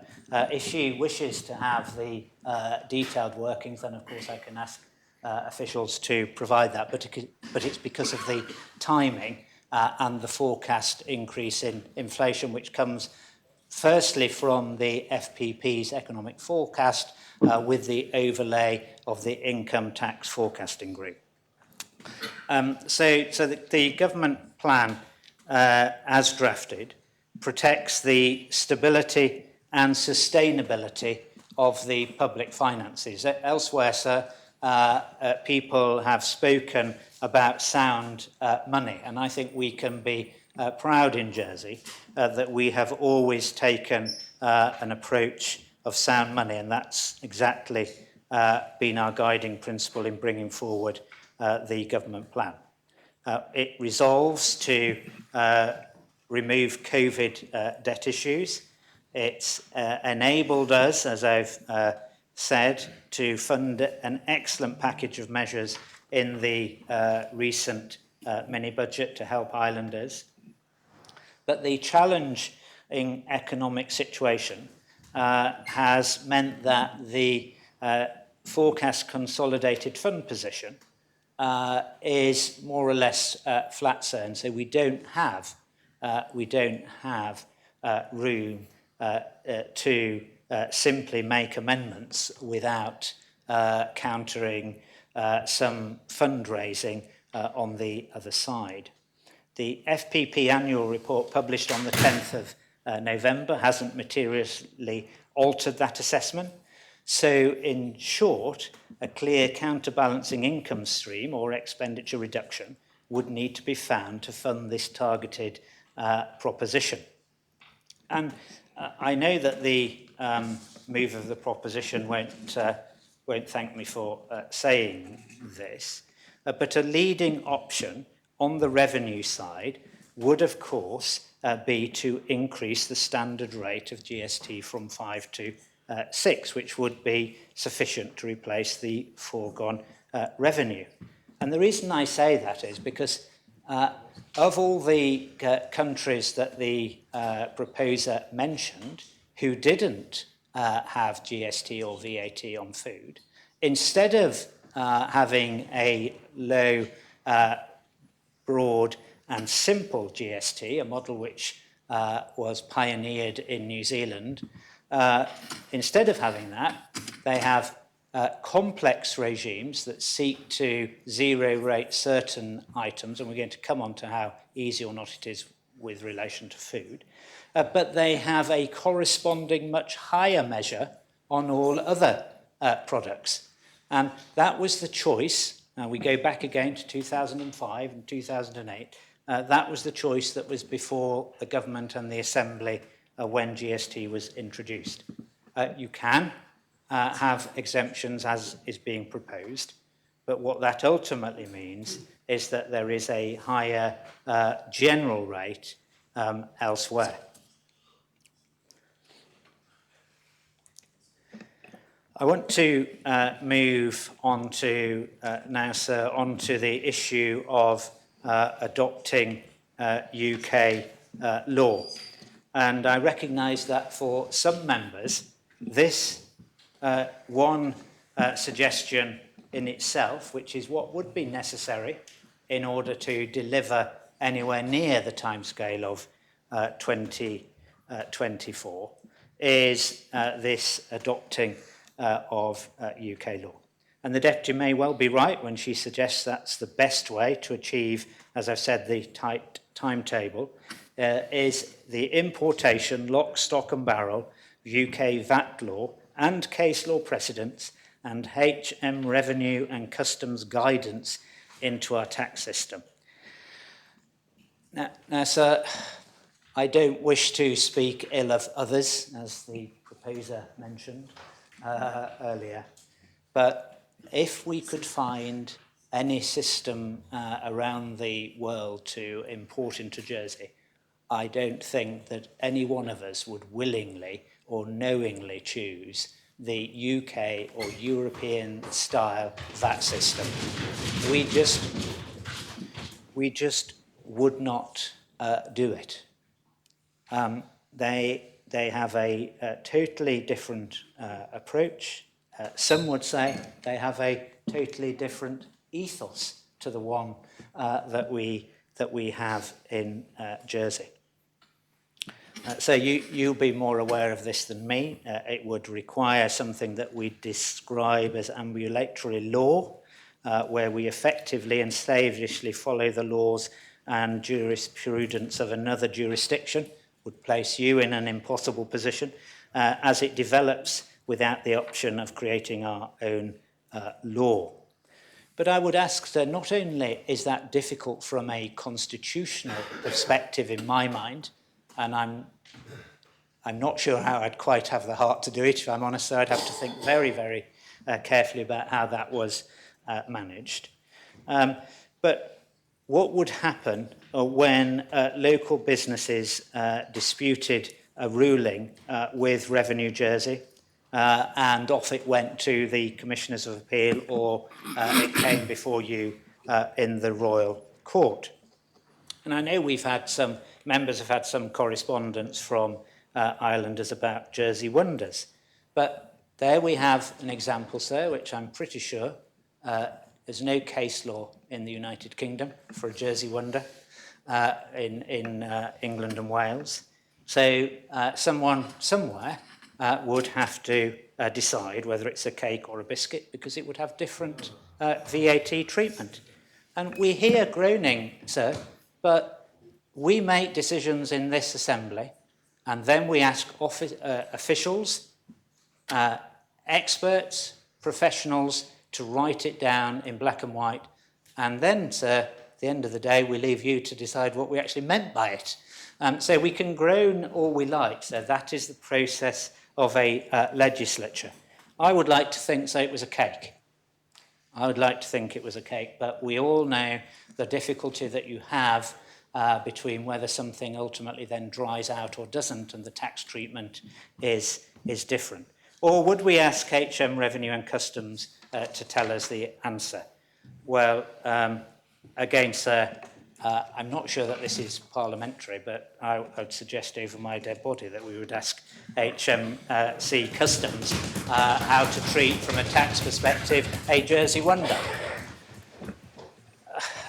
And I know that some members will groan, but we know, sir, that in UK law, which we're proposing to move, a gingerbread person can be zero rated if it has only 2 chocolate eyes, but is standard rating if it also has a chocolate belt.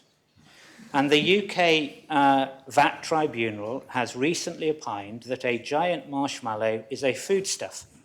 A standard marshmallow is, of course, standard rated as confectionery, and in the controller's opinion, micro marshmallows, something which we like in the Gorst household to put on hot chocolate, sir, would probably count as foodstuff. My children were delighted if served on a hot drink or on a cake, but not on a biscuit. The giant marshmallow would be zero rated. We don't have those, sir, because they're, I think, probably too much sugar. Would be zero rated if toasted at home, but not if in a local cafe. And so, whilst it might be amusing, the reality is we see that from the UK over the last 50 years, the tribunal and court cases pushing at the edges of the definition of food. Jaffa cakes, flapjacks and marshmallows are just the tip of the iceberg. I don't think we want to import such a system. But if members accept this proposition today, I think we'd have no choice because there's no time for anything else. And the other thing I'd say, so which isn't scaremongering, which I know will be taken as such, if I have to leave this place today or tomorrow and tell my officials that they must do this piece of work, other pieces of work will stop. There's no two, it is so complex, other pieces of work would have to stop. And I don't think that that is fair or right either, because members of the public are waiting. They're waiting, one thing, sir, for us to sort out and continually improve our customer relations. And I'm not sure how we can do that if we are having to add extreme complexity. And so I move on, sir, to business compliance costs and the administrative complexity that businesses would experience across the island. And the Deputy is quite clear that a number of retailers that she has spoken to don't believe that it's complex for them. They believe that their systems are such that they could press a button and sort it out. Others, of course, understand that in their particular case, it would be and is much more complex. There would be and there will be compliance costs. There'll be those challenges that we've just spoken about in the UK. And because of those compliance costs in some areas of the food industry, again, I don't see how a reduction in GST could be passed on, because they would need to be used to meet those compliance costs. Now, there's two ways of dealing with this matter. One would be at importation and one would be at the till. And I've got to say, so it's unlikely that ministers would agree to design an implementation that zero-rated food at importation. That would require wholesale changes to our customs computer system and force anyone importing food to make a full customs declaration. And those businesses who have already had to adapt their processes for the post-Brexit world, I'm sure, sir, will be banging their heads against their desks as they hear me say that. Because at present, only a small number of importations require full customs documentation. But that is one option to deliver it.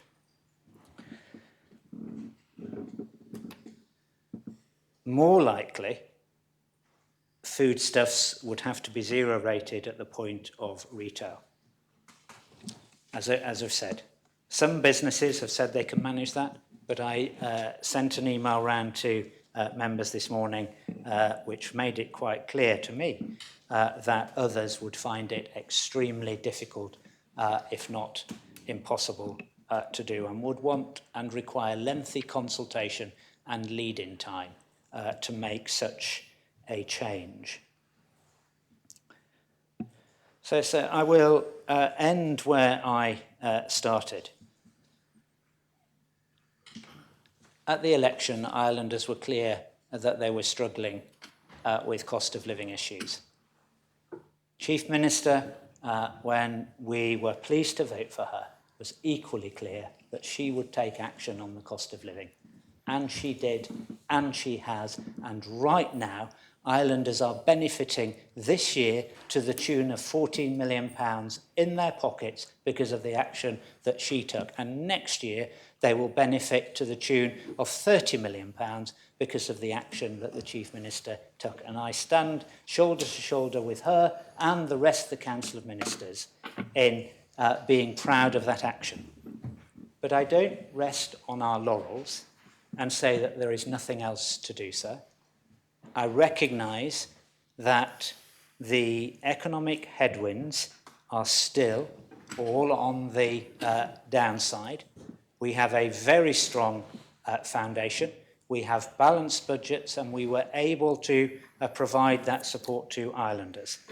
And I know, sir, that my ministerial colleagues are absolutely committed to continuing, if those economic situations worsen, to continue to providing support to Irelanders, but directly in their pockets.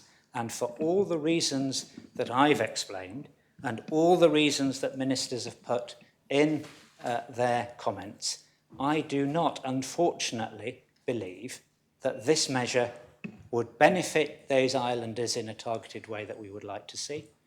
It would leave a hole in our budget. It would be administratively complex and bureaucratic, and it would mean that we needed to import legislation lock, stock and barrel from the United Kingdom. And I don't, for one, believe that members of this Assembly, in this instance, in this matter, would wish to do that. And I ask them to think very, very carefully before they make their voting decision to support this proposition. And I ask them not to, sir. Thank you. Very much, thank you. Honourable Harbison Saviour. Thank you, sir. And you'll be delighted to hear, sir, I will be very brief.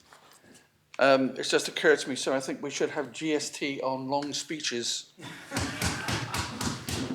Sir, I will support the removal of GST on food, but we must make sure that this is passed on to the customer. And in this sense, they are customers. I would also like to see GST removed on road fuel, as I believe this is very inflationary.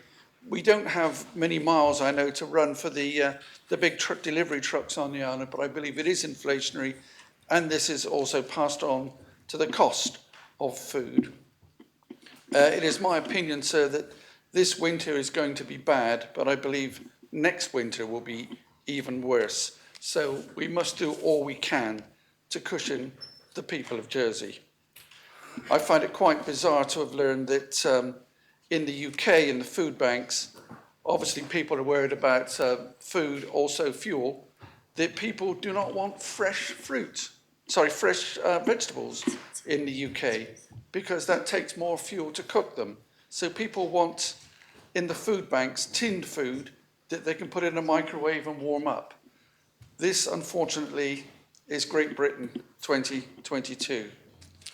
And regarding the cost of food, it's not just the well-off, less well-off, it's also Middle Jersey that are starting to suffer badly. I would recommend, sir, in finishing, Jersey Consumer Council's website, which is consumercouncil.je, or indeed pricecomparison.je, and they do give the cheapest food and fuel on the island. And there's sometimes quite a variance with the same product.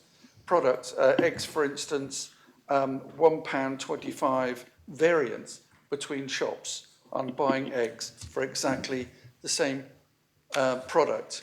As I mentioned, some people are copying the UK, mainly seniors, are having 2 meals a day to cutting out one meal completely by having a late breakfast and an early afternoon dinner and then going to bed to save on fuel. I say this is a sad state of affairs. But as I say, I will be supporting this, but we must make absolutely sure that all savings are passed on to the customer. Thank you, sir. Deputy Luce. Thank you, sir. Members will be relieved to know I won't be worrying the grippier stopwatch with the length of my speech. Sir, I've consistently voted in favour of keeping our GST system the same. Sensible, straightforward and simple, and I'm going to do the same again today. When GST was first introduced, and to keep it uncomplicated, we increased help to those least able to pay. We targeted those most at risk with additional help, and we've continued to do so. And why would we not wish to do that? So why would we now decide to fix something that isn't broken? I'm not going to rehearse all the arguments, sir, but taking tax from those who can afford to pay it and then recycling that money straight into the pockets of those most in need is the right thing to do. What is being proposed here is the total opposite, and I will not support it. Deputy Coles. Thank you, sir. Let's see if I can get this one closer to 15 minutes. I'm kidding, it's not going to be that long at all. First of all, we should be praising Deputy Kovac for the detail that she has put into her report. This is incredibly thorough, insightful, and so very well constructed that if anybody hasn't had the chance to read the whole thing in detail, please just go to page 29 of her report and proposition, and she provides you with a very nice Q&A section, which will hopefully answer many questions. If we can run over into tomorrow, you have time this evening, then please read, and hopefully you'll get some better insights into the arguments that she's making.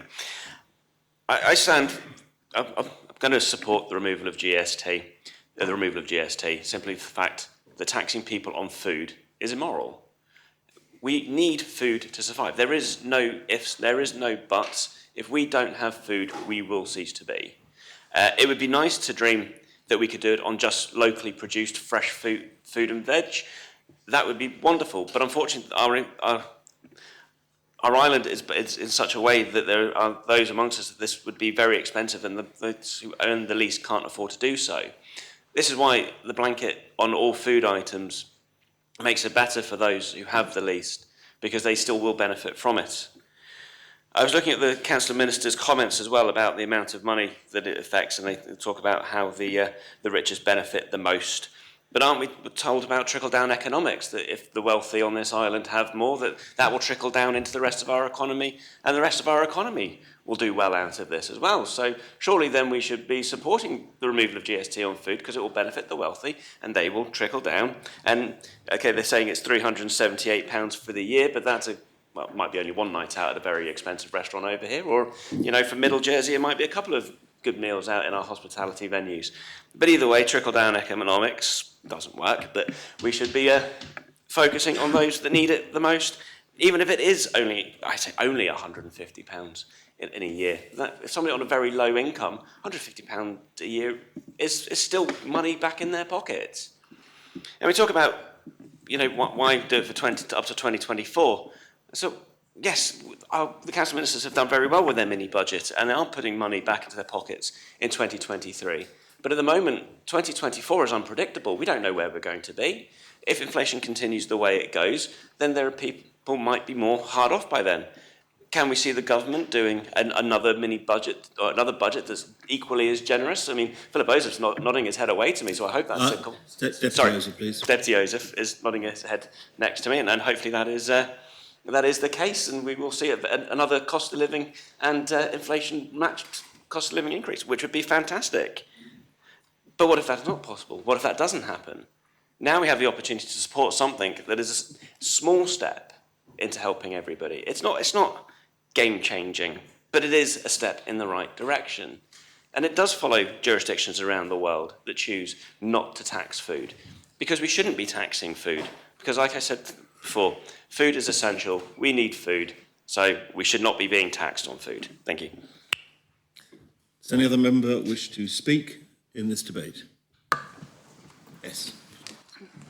Thank you, sir. It's been said that removing GST from food could cause difficulties for businesses.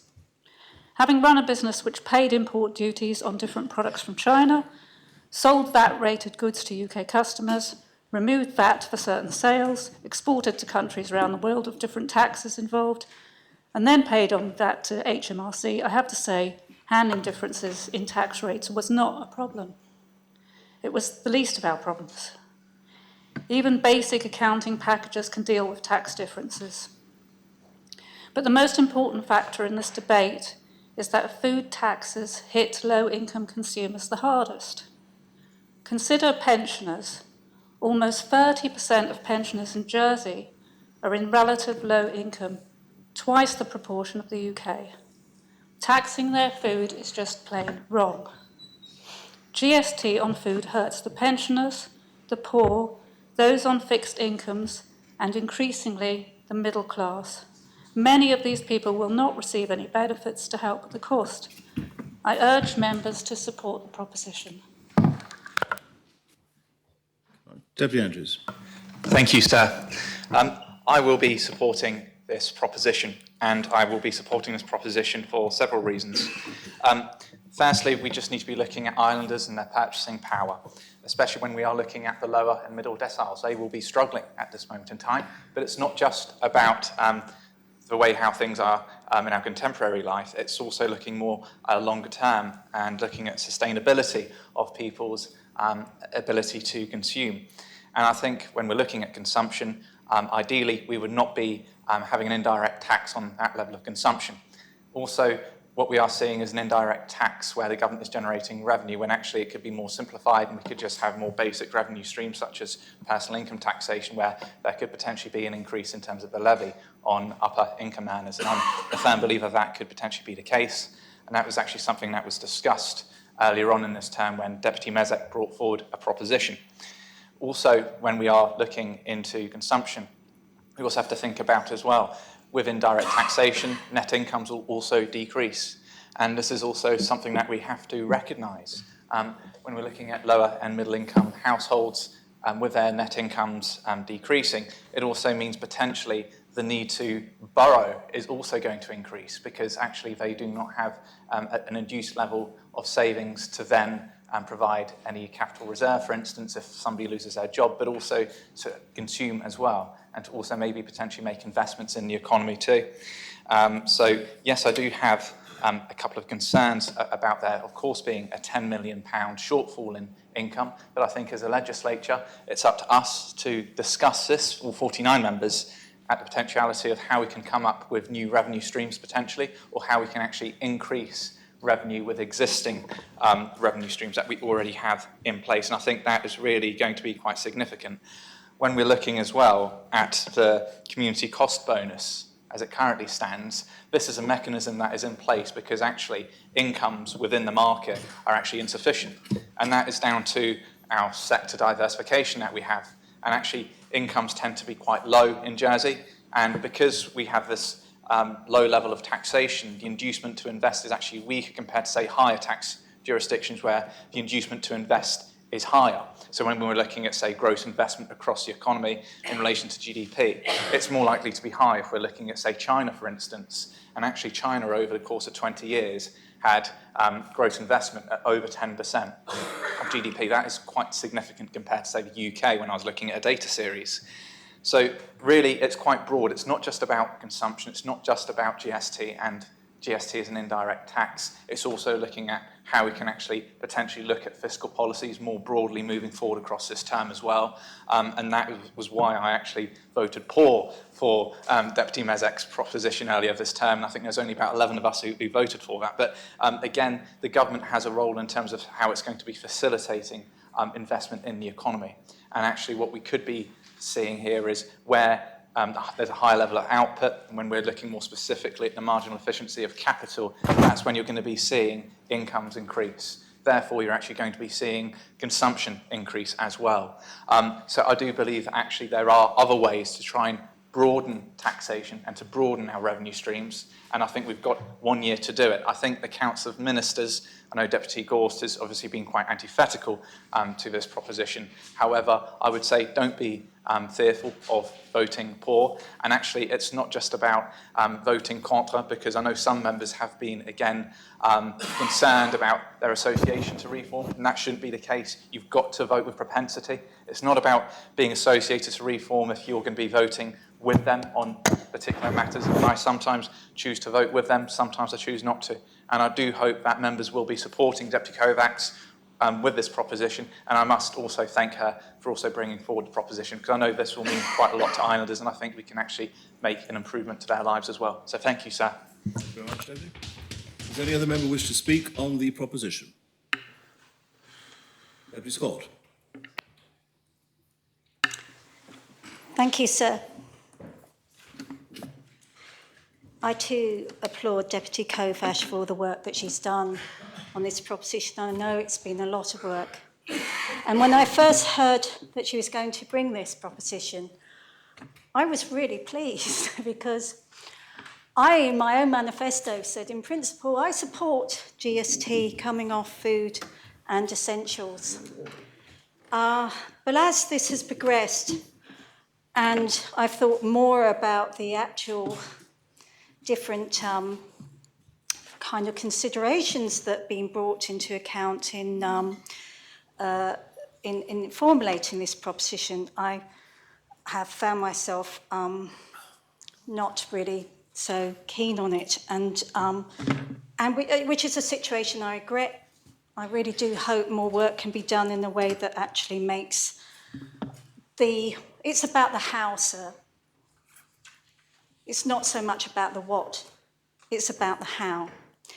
I had a career as a tax lawyer many years ago, and that involved working through lots of legislation, including the VAT legislation. We had a book, it was called Tolley's Orange Book, and it doubled every flipping, oh, sorry, sir.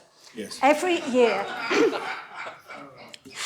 Every year, you know, this book just grew, and you wondered how on earth could it do this on its own? And that was separate from the cases, the VAT tribunals.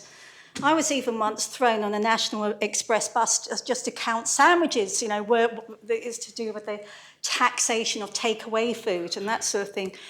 So I do have these concerns about the manner of classification, but we could arguably not have this by not going down that classification route at all. Perhaps we could take VAT off all food, but then we get to this point about the cost of doing that and for the benefit of whom.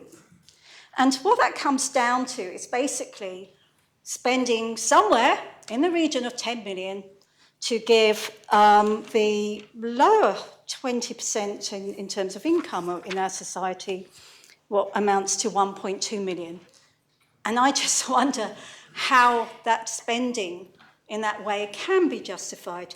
Let's think about the saving for the lower 20%, because here's the point, the figures, the maths doesn't lie generally. We're talking about an average household spend on food of 5,408. And if we actually look at the GST calculation on that, at 5%, we're talking about £270.40 a year.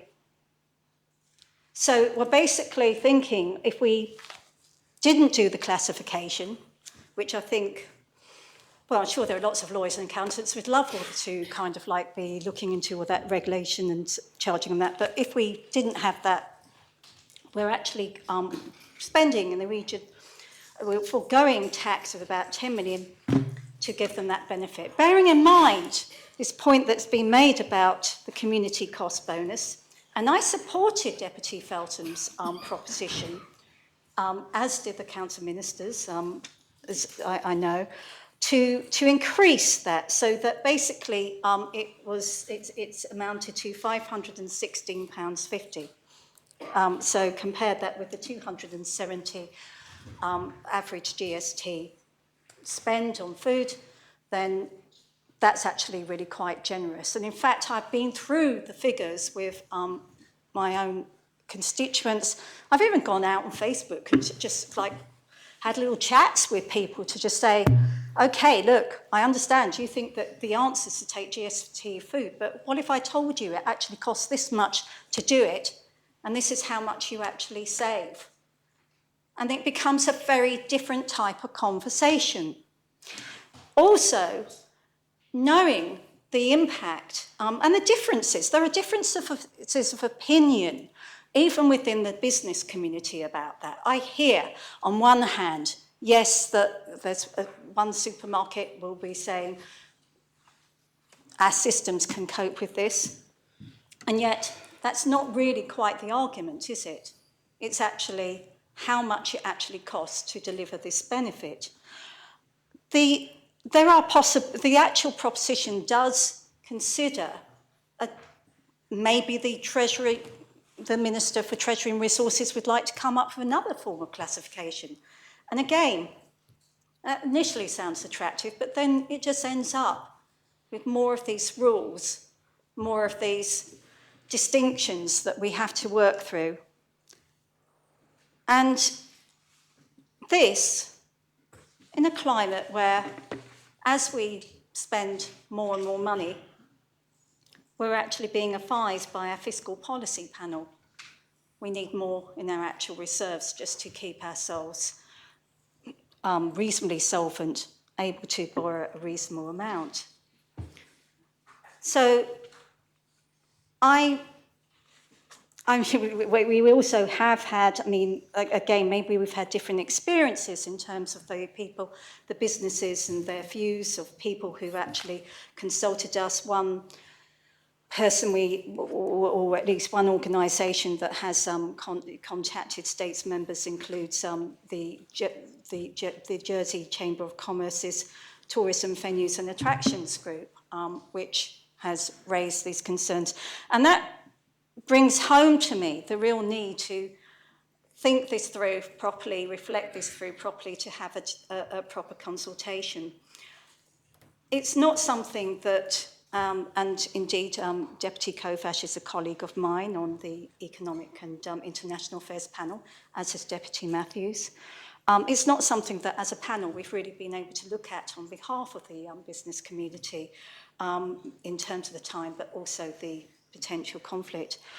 So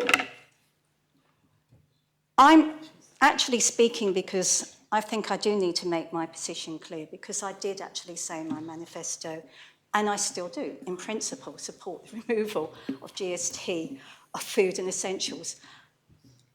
But in this way, I don't know. Some other way, I don't know. And if I have to actually say, hands up, I don't know how we're going to do it, and I've made a mistake, we've got to think about a different way of doing it, then that is what I'm going to do now. Thank you, sir. Thank you very much, Deputy. Does any other member wish to speak in the debate?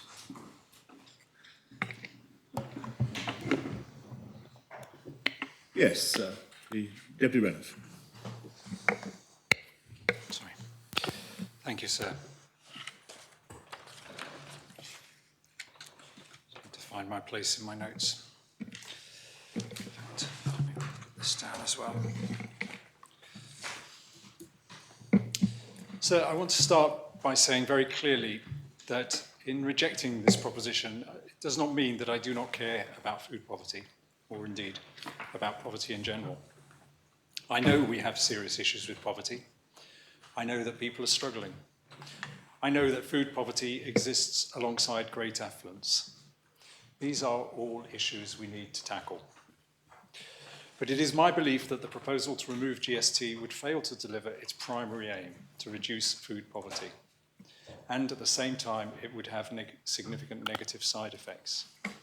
It would involve an unfunded and continuing spending commitment that fails to deliver its main aim. There are better, more effective methods of tackling the very real problems that this proposition identifies, many of which as a government we are already doing. Let me say that I know that for many people taxing food is a moral issue, as Deputy Coles said. But I believe there's an important distinction here. I have to say that I do not believe that it is immoral to tax food. It is immoral that people should be going hungry in this island. And it would certainly be immoral if, knowing that people were struggling, we stood aside and did nothing to help. Or, as the Deputy says, we looked the other way. But that is not the case. We are not looking the other way. We really aren't. So I want to make 2 points in opposition to this proposition. The first is to emphasise its unfunded nature, and the second is to explain why, even if we did have the money, I would, to adopt a phrase used in a different context, hesitate for an eternity before choosing to spend the money cutting GST on food. We can do better with that money than that. So one of my first introductions to ministerial government was to sit in a series of very long meetings to agree the government plan. We sat in a room with the growth bids from every department in front of us, knowing that in total our bids far exceeded the revenue available. And it is worth emphasising that we weren't talking about cuts. This wasn't an austerity discussion. It was about increases in funding. But we knew we couldn't afford everything we wanted to do. Therefore, the task was to go through those bids and choose the ones that would have to be rejected in order to balance the books.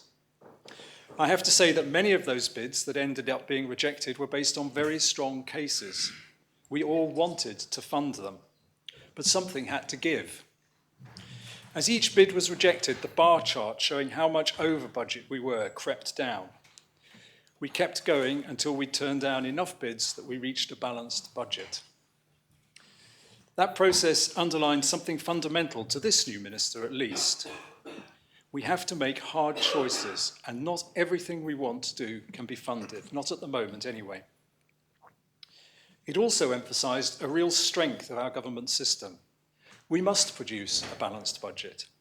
That's vital because we do not print our own money, we do not set our own interest rates. If we have a deficit, we start to lose control of our finances. And we've seen where that road can lead, in fact, even in a situation where a government does control its currency.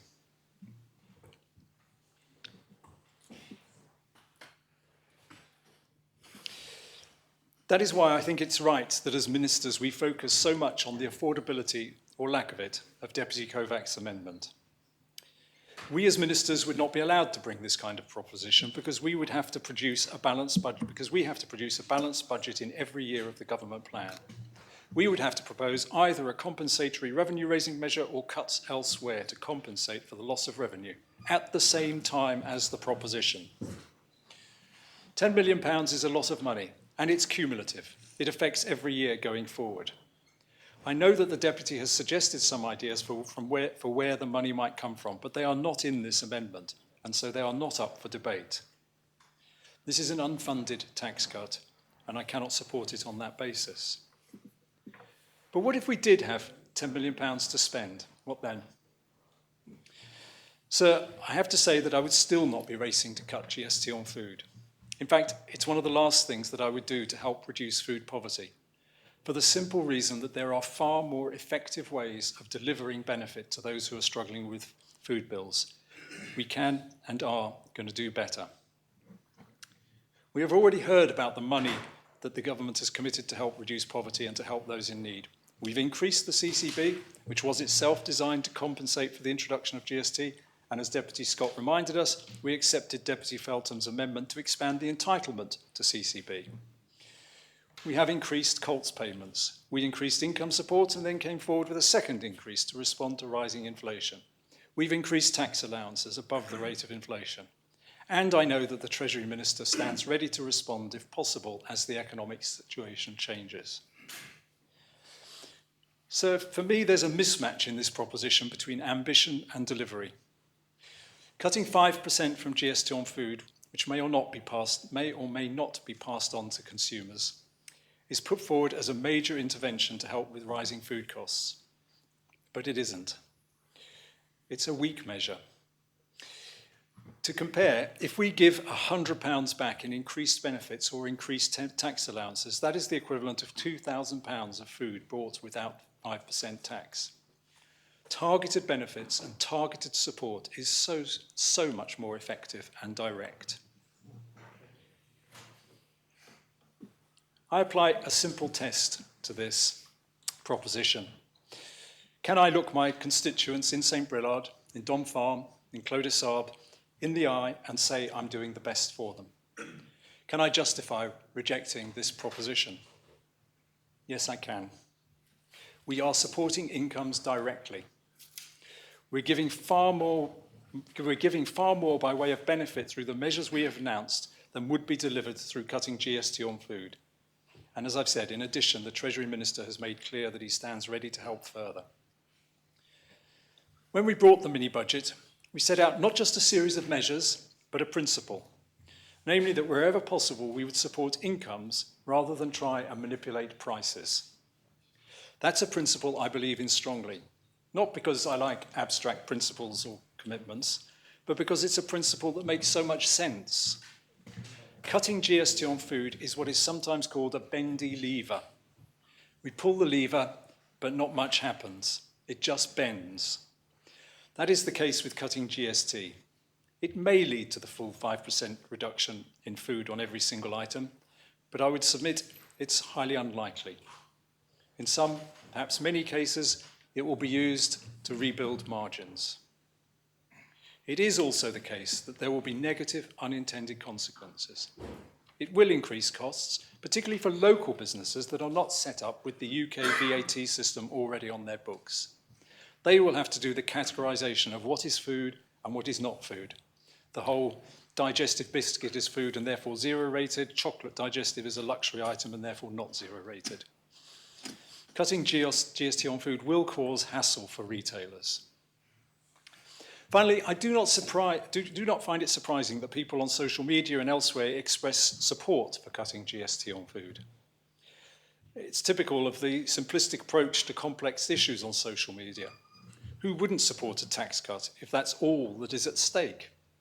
The trouble is, it does have to be paid for. So if the question was, would you like to pay an extra 1% on GST in order to fund the abolition of GST on food, then what would the answer be? Or would you accept a cut in CCCB, or income support, or tax allowances, or a combination of all three in exchange for the zero rating of GST on food? Would you accept that? So to summarise, sir, let's be clear. I agree with the proposer of this proposition that we have a problem in the island. We agree that inflation is rising. We agree that we have to tackle poverty, particularly food poverty. We agree that the government can and should take action.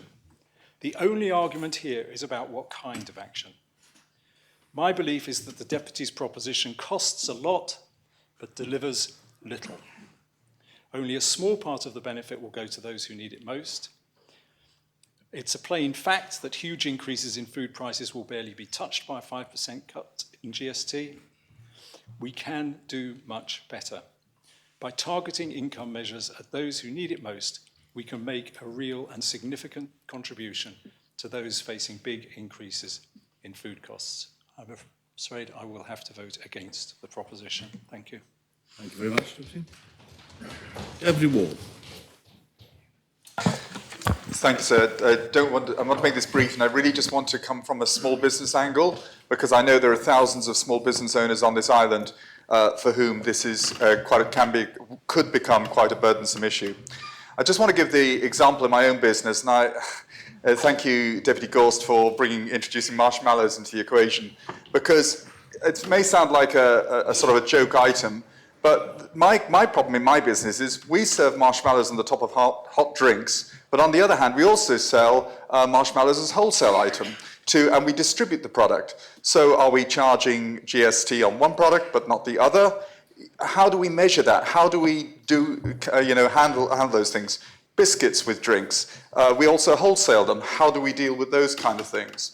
So I would disagree with Deputy Curtis on this point, where it's straightforward. We just take the tax off, we do this. It is not straightforward in my kind of business, in my type of business.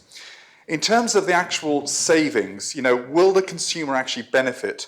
See 5% off food. Well, I'll just tell you one example. I've got some forward contracts which we've got to set up for next year on coffee. I'm already looking at £1,000 a metric ton increase year on year on our coffee, on our green coffee purchases for next year if we fix those positions. That's 10% increase. Now, one of the things which we try and do in our business is when we have increases like this, which are quite dramatic, we cannot apply them all in one go. So what we will find is, and what I'm sure a lot of businesses do, is they try and stagger those increases. So you will see an increase maybe in March, and if inflation is still charging along, we're going to see, and we've seen this throughout 2022, 2 lots of increases, 3 lots of increases. So my concern is that the consumer has no idea of what those increases in costs. Where does the consumer actually see that benefit in terms of that GST, that 5% fall? They don't, because what the businesses are going to be trying to do is going to be trying to rebuild margin, as my colleague has just said there. One interesting area, as a small business, going from a very small business, employing maybe 3 or 4 people to today, employing 30 individuals, is in the HR side of things. When we were a small business of, say, 3 or 4 people, managing HR was fairly straightforward. I could just do that myself. Today, we have to employ someone to look after all of that. So that's the burden of regulation, increasing regulation on our business. Who pays for that? Ultimately, our customer does in doing that. One of the other interesting things is, as a business, we actually support some of the most vulnerable in our society because we're members of the Fair Trade Foundation. So we actually support people way back at the very beginning of the journey of coffee that takes place. So we are a considerate, socially interested company in the way that we do, and we try to provide a sustainable business model that we do. But I have to say, when we add complexity, every time we add another layer of complexity, particularly to small businesses, we just actually add to the burden of their cost, and that's no benefit to the consumer. So therefore, I will be voting against this proposition. Conor Tarbison-Peter. Thank you, sir. Having heard the arguments for and against the proposition, I would make my position clear. I fully support the views of the Treasury Minister for the reasons that many of you have already laid out, and we should not support this proposition. I've said in the past that if I ever considered the removal of GST on food, it would be under circumstances where it was not unnecessarily burdensome either to the retail sector or to the government. This is neither. Small shopkeepers do not have the advanced IT systems of large stores and would find themselves having to keep records of those goods on which GST is charged and those on which it is not. In addition, law changes are also required, adding to the burden on our law drafting department. The fact that to achieve these law changes, we would consider picking up the UK VAT rules and regulations, as it would otherwise be too burdensome and complex to meet a deadline of 2024, proves that this is a complex issue and not as simple to achieve as those supporting it believe. We should also remember that in the UK, where food is not taxed but under VAT, the rate of VAT on most other goods is 20%. The proposition is also not timely. It won't take into effect till 2024 and therefore won't affect the current higher cost of living. The proposition is not targeted to the islanders that need it most. It is better to put the money into people's pockets via the community cost bonus and for them to decide how to spend it. That, together with other measures, is what the mini-budget achieved by increasing the community cost bonus. The Deputy suggests this proposition has island-wide support from customers and retailers. However, in reality, a petition lodged back in February calling for just this, 0% GST on all food items, has less than 100 signatures, 92 to be precise. That doesn't sound like rising support banging at the door demanding for a zero rate GST on food items. For these reasons, I will be voting against the proposition. Thank you, sir. Very much, Conitub. Deputy Rawborn. I was going to ask a clarification, I didn't, but if I put my light on, I have to, I will speak. But No, if you don't want to speak at the moment, you don't have to speak at the no, moment. If it was for I a point of completely clarification. mistimed my. It's all right, actually. Right. Very well. Deputy Alex Curtis. Thank you, sir. The definition of our current tax system is meant to be low, broad, simple and fair. In other debates, we can debate whether these should be the guiding principles of our tax system. And we can also debate whether our current tax system meets these principles. Something that I would say we do not currently do to the right effect. We tax in many forms. We tax income, we tax employment income, rental income, and we tax certain activities. We tax the trade of assets in land transaction tax and stamp duty. We don't tax capital gains, we don't tax mixed corporation profit, and we don't tax the transfer between family members or inheritance tax. And we do tax consumption through VED, imports, and recently GST. When debating a change to GST, a tax on consumption, we must be asking ourselves, in relation to our tax, whether it meets our principles. Namely, for this, it should be whether it is simple and whether it should be fair. Looking at fairness first, is it fair to tax islanders, people, for the essential requirements that they have on shelter and food? And I would hope all members would agree that taxing this essential requirement to eat and sleep is not right. So it should be no surprise to members that rental payments are exempt from GST. What I hope members also appreciate, as has been outlined by many other speakers, is that when GST was introduced, it was also recognised that taxation on food was considered and it was accounted for. It is my understanding that income support was uprated, that marginal tax bands were increased and the community cost bonus was implemented to cover a reasonable offset for the cost of food and the impact of GST.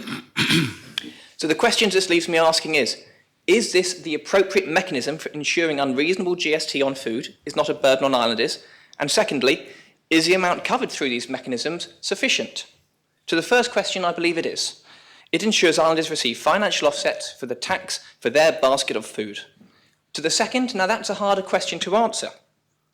We'd have to understand the clear breakdown of minimum wage, marginal tax, and its reliefs and income support.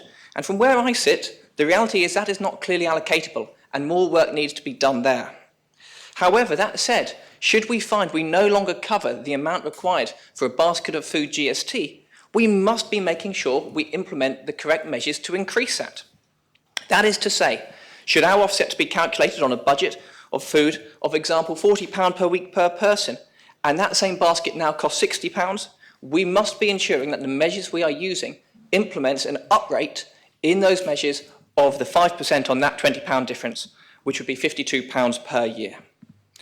And the reason of implementing this would approach the second principle, that is of simplicity. Sir, the government of Jersey must run a technology estate of the function of a country for a population the size of a third of Wren, as we heard earlier. This is a significant challenge, as the investment in technology scales as a benefit. Our saving grace, however, is that with our size, we can command simplicity of services and processes to offset that disadvantage. In recent years, we haven't. We have let our processes grow and bureaucratise, and our technology systems have failed to keep up. The implementation of a VAT-style zero rating of food will require a new system to replace CESA, our current customs and imports system. It will require new processes. This will cost the government money, and it will cost the government time, both implementing and ongoing. And it will cost businesses investment and ongoing working hours, right at the time we are pushing for increased productivity among labour shortages. So, sir, I will be brief, and in closing, I will agree that we should be a society in which the money islanders take home at the end of the week should be sufficient to cover a fair and dignified life.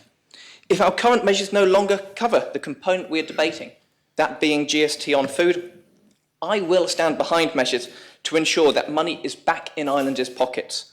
But what I would ask is, if we want that money in islanders' pockets, be it 1 million, 5 million or 10 million, we do it fairly and we do it in a way that minimises the loss of money through bureaucracy. Very much. Does any other member wish to speak in the debate? Okay. Thank you, sir. This proposition, I believe, comes at an inopportune moment. We have recently had the mini-budget, which returned a considerable sum of money to the economy, at great cost to the Treasury, which provides direct assistance to those in most need. It is being proposed that if passed today, this legislation would be implemented on the 1st of January 2024, which is about the same time of year that most retailers increase the cost of their goods. Ergo, a 5% reduction at that time of year may not be noticeable to the average person when they pay for their shopping basket. It may have been more sensible to have commenced such a change during the summer months. I mention this, sir, because the proposer in her opening speech commented that independent reporting of not removing GST would be possible, but I do not think that it would be probably able to be confirmed. I am also concerned about the funding of this proposal. It is estimated that it may reduce revenue by up to 10 million a year. No financial mitigation for this loss has been incorporated within the proposition. There are ways to raise funds which would have made this proposition more appealing. For example, raising GST from 5 to 6% would have adequately compensated for the loss of revenue.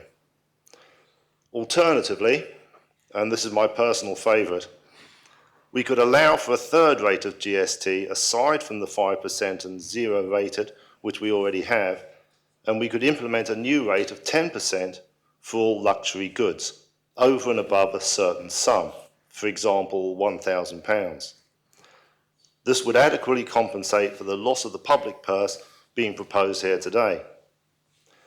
I understand that the latter suggestion would not receive much support from the Treasury, but I believe that it would be a sensible resolution to the problem of funding this concept. This week I happened upon the latest voting figures for the e-petitions, which were mentioned by the Constable Sir Peters previously, which I found quite startling. Support for the proposition for removal of GST from food garnered 92 votes, as previously mentioned, in an incredibly low figure. But this compares with other suggestions, one of which, change property transaction court date from Friday afternoon to mirror Guernsey, has already received 283 votes. Indeed, previous votes on GST matters have received considerably more interest and obtained a great deal more support. One, of which most members will be familiar with, was stop the de minimis level being reduced from £240 to £135. This received 2,597 votes, more than 2,500 votes more. It seems that not paying GST on one's gadgets from Amazon is far more important to Middle Jersey than paying GST on food. It is extremely important when making a determination on such matters that all stakeholders are engaged with or ensure that there will be conformity with the legislation being brought forward. This can be a long and arduous task, which I understand would not be possible for a backbencher to conduct on their own. Detailed consultation with retailers should be undertaken before such propositions are considered. It would have been preferable if such an investigation had been carried out prior to this proposition being brought to the Chamber, so that members could evaluate how well this would be accepted and implemented by all relevant parties. There is always the worry that many of the small retailers will not wish to or be able to apply these types of changes. Also, we must consider the future of the community cost bonus, which replaced the food cost bonus, in itself a rebate to those on lower incomes for the GST that they spent on goods purchased. It would seem to me that if this proposition is successful, it will negate the need for the community cost bonus, which this year certainly, standing at £516, would exceed all low-income families' total yearly expenditure on GST. But, sir, and there's always a but, having expressed my concerns about this proposal, I must admit to have voiced similar ideas myself, and it's always necessary to abide by the commitments that we make on the campaign trail to ensure that the public maintain confidence in the veracity of our manifestos. I will therefore be supporting this proposition. Thank you, sir. Dean. Thank you, sir. I had actually intended not to speak at this debate. It's not my role here in this assembly to try and persuade members to vote one way or the other. And I feel whether I'm a gingerbread man, hard and brittle, or a marshmallow man, soft and squidgy, it is not my job to try and persuade members. However, two things come to mind. Firstly, I was reading the introduction to the Common Strategic Policy, which says we want this to be a place where everyone can thrive, enjoy life, love, raise a family, and a place that cares for its community. And I was mindful as I looked at the clock, thinking, I'm looking forward to going out for a drink this evening, that at this very hour, the church where I am rector, St Helier Parish Church, just across the road, is providing a warm space this afternoon. You may have seen it in some media, that we're providing a place where families who are struggling to stay warm, where they're making a decision whether to eat or heat, can come. And whilst that's a great community thing to do, and we're very pleased with ourselves, it's a bit of an indictment upon us as a community that we need to provide that. So I think what I want to say really is, regardless of where this debate goes, and I have no idea, it's entirely up to you as members to do that, and it's not for me to interfere. What I think I want to say to government is, I urge you to keep bringing forward proposals that will benefit the most vulnerable and needy, because people are leaving their cold houses this afternoon to come to a church because it's warmer there. Thank you, sir. Deputy Hull. Point of clarification, please, sir. Point of clarification. Would you give way, Mr Dean, for a point of clarification? Thank you, sir. I'd just like the Dean to clarify whether he therefore believes that removing GST on food would indeed be something that does exactly as he said with regards to heat and eat, and if so, what's the evidence for it?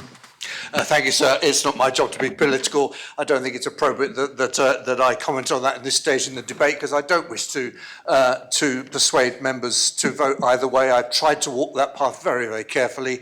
I think there are targeted ways to help the most vulnerable in our society, which I think I urge the government to look at. Deputy Hull. Thank you, sir. I just want to say thank you for this debate. It's been very thought-provoking. The other day, though, Deputy Curtis and I worked out that islanders would need to spend £10,000 per annum to receive more than they would receive with the community cost benefit. I really think we do need to think of the vulnerable. I do think this government is doing that, and I think we need to be mindful going forward. But I would also like to thank Deputy Kovac for all her hard work on this topic, because I know this has taken her a very, very long time, and she has done it without the help of the many officers, and I think we should say thank you to her. Right. Does any other member wish to speak? Deputy Rob Ward. No. Thank you, sir. It's been an interesting debate and an interesting intellectualisation of why we should tax food. Let's look at the community cost bonus. It's been recognised that there are people who are struggling. There are so many, as Deputy Kovac has shown in her report, and I need to start by repeating something, and I apologise. But for a first proposition, the amount of work, the quality of this, the time that has been spent actually researching, speaking to employers, speaking to everybody else, it has been all-consuming. And I tell you this from somebody who works closely with Deputy Kovacs, I'm looking at myself thinking, well, I better up my game a little bit. And so this is a real double-edged sword for me. Now, and I think we need to be absolutely aware of that before we make comments in this assembly about this proposition. Because actually, it's not just well-intentioned. Well-intentioned is lovely. This isn't well-intentioned, it's well-researched, it's well thought out, and it is completely consistent with the principles that Deputy Kovacs had in the manifesto she stood on, and was the first Reform member to be elected in her district. So that went down well on the doorstep. It was knocking on doors every day where I spoke to people about exactly this. And I'm afraid we mustn't just consider that people who comment or people that you talk on the doorstep really, okay, well, but you don't really know, do you? Yes, people do know, because it's their experience of day-to-day life. They're making choices about the food that they buy on price. And to say, oh, well, retailers won't remove it. Yes, they will. Yes, they can. And yes, it can be assured that for all the reasons that were said in a very detailed speech by Deputy Kovacs at the beginning, which needs to be listened to, and the 40-page report needs to be read before you vote on this. And I really hope you've read that, or at least have time tonight. I hope we don't finish tonight. I hope we have a chance for people to read through that. Because we've had all of these reasons why this cannot be done, or it won't work well. Let's talk about the community cost bonus. It's in place. It's not massively successful. Many, many people do not apply for it or simply don't qualify for it who are struggling. And so therefore to have that as the cure-all for this situation of GST on food is fundamentally incorrect. In addition to that, if there is a cost of living problem for many on the island, you don't have to have either or. If you get rid of GST, we get rid of the community cost bonus. Well, leave it there. That's a directly directed benefit that can be left and actually have a greater impact because there's 5% less on food. And let's address the issue of the cost going to those who are apparently most wealthy. Proportionally, that is not the case. Proportionally, a smaller amount of money is a greater proportion of the income spent on food. And that is absolutely vital for people. Because £100 to you may not mean that much. But for people who are getting to a Thursday and a Friday and not having anything left before they get paid, or they receive some income support that they've had to jump through millions of hoops to receive, that £100 is an enormous amount of money, a significant amount of money. It's not a couple of meals out one evening, or a couple of fine bottles of wine, or a tip for somebody. It's a significant amount of money. And that proportionality is the way that you need to understand poverty on this island. Because what seems small to you is infinite, is massively great to those who are suffering at the other end. And let's talk about food banks. I know we don't like to, but let's talk about food banks.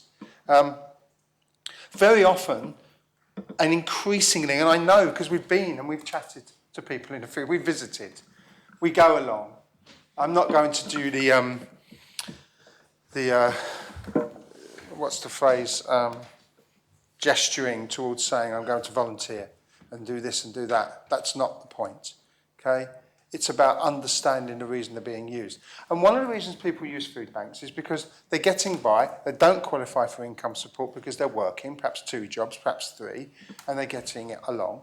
But one shock to the system, the car breaks down, and they have to have the car in the morning at 5 in the morning to travel somewhere because the buses don't run at that time and they can't get there anyway, and that's the first job that they go to in the beginning of the day. That's the reality of some people's lives.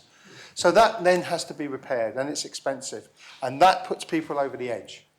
Then there's nothing left. Then they can't go for the community cost bonus. They go to a food bank. Or worse, they'll go to a loan shark. I hope not. I don't know what the situation is on Jersey. Will I borrow some money off of somebody else? I hope not. But that's the reality of what's happening, and it's increasingly happening. And if you don't believe me, I'll take you to the food bank. I'll accompany you, and you can chat to the people that we talk to all the time. Come into Central St Helier, come into St Helier South, come into North St Helier. And some of the parish, I know the parishes do it so much. Schools are handing out parcels for Christmas. Schools are handing out parcels to families at Christmas time. I'm not going to say which schools, because their parents are struggling, and they know they have to provide for them. And so when we sit here and we intellectualise and we economise and we come up with these economics and we change our views, because actually, in principle, I agree with this, but now somebody has spoken for 45 minutes and convinced me that actually I'll go the other way on this. I've been worn down. The principles go out the window. Now, those principles are really important for those people who are paying 5% extra on their food. We are taxing the food of the poorest on the island. Yes, we're taxing the food of the wealthiest on the island. It doesn't matter. And there are other ways in which you can impact on the very wealthiest. Remove the cap on social security payments. We've tried so often, and it's been rejected. So when push comes to shove, we don't affect the wealthiest on the island. We don't want to touch them. And the argument will come back from Treasury, well, if we do that, they'll leave the island and we won't be here. At that time, it's absolutely okay. The reason that Deputy Kovacs brought this forward is because she's still on the platform of removing GST and is being true to her word. And actually, the reason that we're bringing this forward is because it does have an impact. Now, all of these reasons that have been put together, as I've been so often, about, oh, well, they might not do it. Well, then we do something about it. And the retailers in the room talking about, well, anything that increases red tape, we have to go back onto the consumer. That's a choice made. That's a choice to be made. And why is this red tape so expensive? Why is it? I'll tell you what is expensive, 5% more food on those who can't afford to buy food at the end of the week. That's the reality of it. Who are paying massively high rents. Although they might have their income support paying high rents for a landlord, I don't know. But they are expensive things to live through. And every little thing that we can do will help. But instead in this assembly, yet again, we're sat here and saying, well, here's a myriad of reasons why we can't, it will create red tape. We might have a system that started in the UK, and it will be difficult for some small businesses. There are millions of those in the UK. I don't know how many there are in the UK. We've managed to deal with the situation. A timescale has been given by the Deputy in which we can implement this. The black hole, which is a lovely phrase to be used, they use again and again and again until we don't want to change the tax of the wealthiest on the island. Then there's no black hole. That's okay. That's a golden opportunity. But that gap in taxation has been accounted for in this proposition. If you read the 40 pages, if you listen to the introductory speech, which was detailed, clear and thorough beyond anything I could ever deliver, then there is an accountability for that because of the increase in GST. The black hole for government in terms of that is a choice as to what you do. And in terms of balancing the books, there's a choice in where money comes from. And that can be made. And so we have a choice here. Again, another choice, another thing that we have to move on this assembly. Do we continue to tax food on this island? Because that is the bottom line to this. We will tax food. Just as we won't regulate rent, we won't cap rent, we won't have any regulation on the standard of housing that actually works. All of those things, it's a free-for-all. Carry on, let's just carry on. If you're at the bottom of the economic pile on this island, you struggle day to day, week to week. And the principle of removing the tax from the food of those people and just about everyone, and those who are just above coping. And this is where this really hits home. Those who are just above coping. We've increased some tax thresholds, marvellous. We've decreased the social security, marvellous. We had to do something on this island. We could have done a lot more. We've helped pensioners. Actually, we haven't helped all pensioners. There's some disinformation there. the maximum that was mentioned in the mini budget only helped those who are on a full pension. Many pensioners are nowhere near a full pension. They're not seeing anything like that type of help. So the percentage help they're getting increasing their income is much lower than the headline figure that has been put out through the press and through the media control that the government seems to have more and more of again and again through those who own the media now. And so this move to remove 5% from people's food bills is significant for people at the lower end, because proportionally it is larger than we realise. That's why this is worth looking at and worth supporting. I think the scaremongering about red tape, which is I think the phrase used, it was, what was it, white tape turned pink and then turned red. It was a lovely little phrase, and I think it shows how these arguments build up from nothing to something can be addressed. Many retailers can automatically deal with this anyway and don't have a problem with it. In fact, it becomes less burdensome in the long term because you're not adding a tax to food. And as for the marshmallow and the Jaffa cake, I mean, we could have played GST bingo, couldn't we? And where's it going to be this time? Well, I must admit, though, the marshmallow one was a shocker to me. Well, but that should not get in the way for the majority of things that we deal with on this island. Majority of daily essentials that are vital for people to buy, and they're paying 5% tax on them at the till. So we have a choice. Intellectualise your way out of it, again. Reasons not to, again. Ignore your manifestos, perhaps, again, in the name of compromise. Or we may take an action in this assembly at last, something positive for the people of Jersey, and we move the 5% on food. And I would urge people to take that chance and remove that 5% from food in this sitting, because it will make an impact. Other than that, what are we going to do? Well, it's not either or. It's not either or. If you want to introduce more things that help people, bring them. We'll bring some. I'll bring some. Will they be supported? Don't know. Probably not, because it comes from us. But this one is really important. And again, I'm going to finish by saying I thank Deputy Kovach again for the incredible work that she's put into this. The time that she's spent, the effort that she's made. It was lodged on time, in full, with the comments paper, 40 pages, without officers' help. With some research officers' help, but it's limited. It's not an equality of arms when it comes to government and what they're doing, who don't seem to be able to get their papers in on time, or their amendments even correct at times, it seems. And an individual member who's taken the massive amount of time that she's taken to do it. So please, tonight, and I don't think we're going to finish tonight now, read the paper. Read the report in full. Consider it in full before you dismiss it. And I think the Council of Ministers didn't read that report before they made their decisions. And that's disappointing amongst the Council of Ministers that is allegedly independent, working as a coalition but independently minded. Well, take the time to read it, take the time to go along with it. That's the important thing to do. I urge members to support this amendment, and let's make a step forward for the people of Jersey again. Thank you. Does any other member wish to speak on the proposition?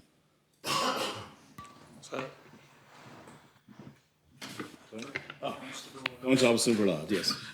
And I shall be fairly brief and succinct, sir.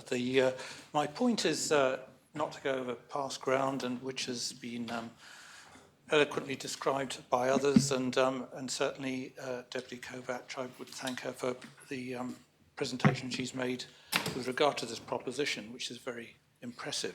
My point, sir, is focused purely on retail analysis and retail pricing analysis, and I suppose referring to Deputy Waugh's comments earlier and those made with regard to ladies' sanitary products, whereby it has been indicated that the saving has not been as great as was first initially thought.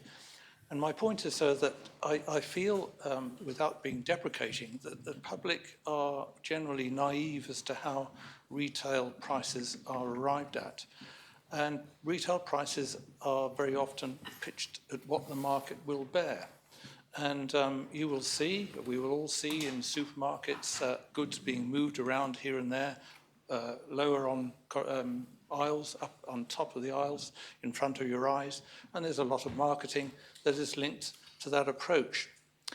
I rather fear, sir, that whilst if we were to agree to reducing 5% of food, that would probably not be the reality when the time comes, and that won't filter down to the place where we wish it to go. And I'd far rather that the effort be targeted on community support in terms of bonuses or otherwise, as was indicated by the Dean earlier, and that would be a far more targeted and accurate approach. So on that simple basis, sir, I don't feel I can support the proposition, but I do commend the Deputy for bringing it. Thank you, sir. Does any other member wish to speak? Sir, I think members may want to speak, but I wonder if we can ask for the adjournment, because we've got 5 minutes left, and I mean, I spoke for a lot longer than I thought I was going to, as my mind got working. I wonder if you can ask for the adjournment, sir. Well, I think that is a proposition that you can make. It's within 5 minutes, but it might be helpful in order for members to decide if people could indicate if they intend to speak in this debate, so that people will know at least. If you haven't spoken, well, clearly there are a number who do intend to speak, so it seems to me that it's not improper at this point to ask for the adjournment. Propose adjournment, sir. The proposal is adjourned. I'm prepared to take it at this point, so the Assembly stands adjourned until 9:30 tomorrow morning.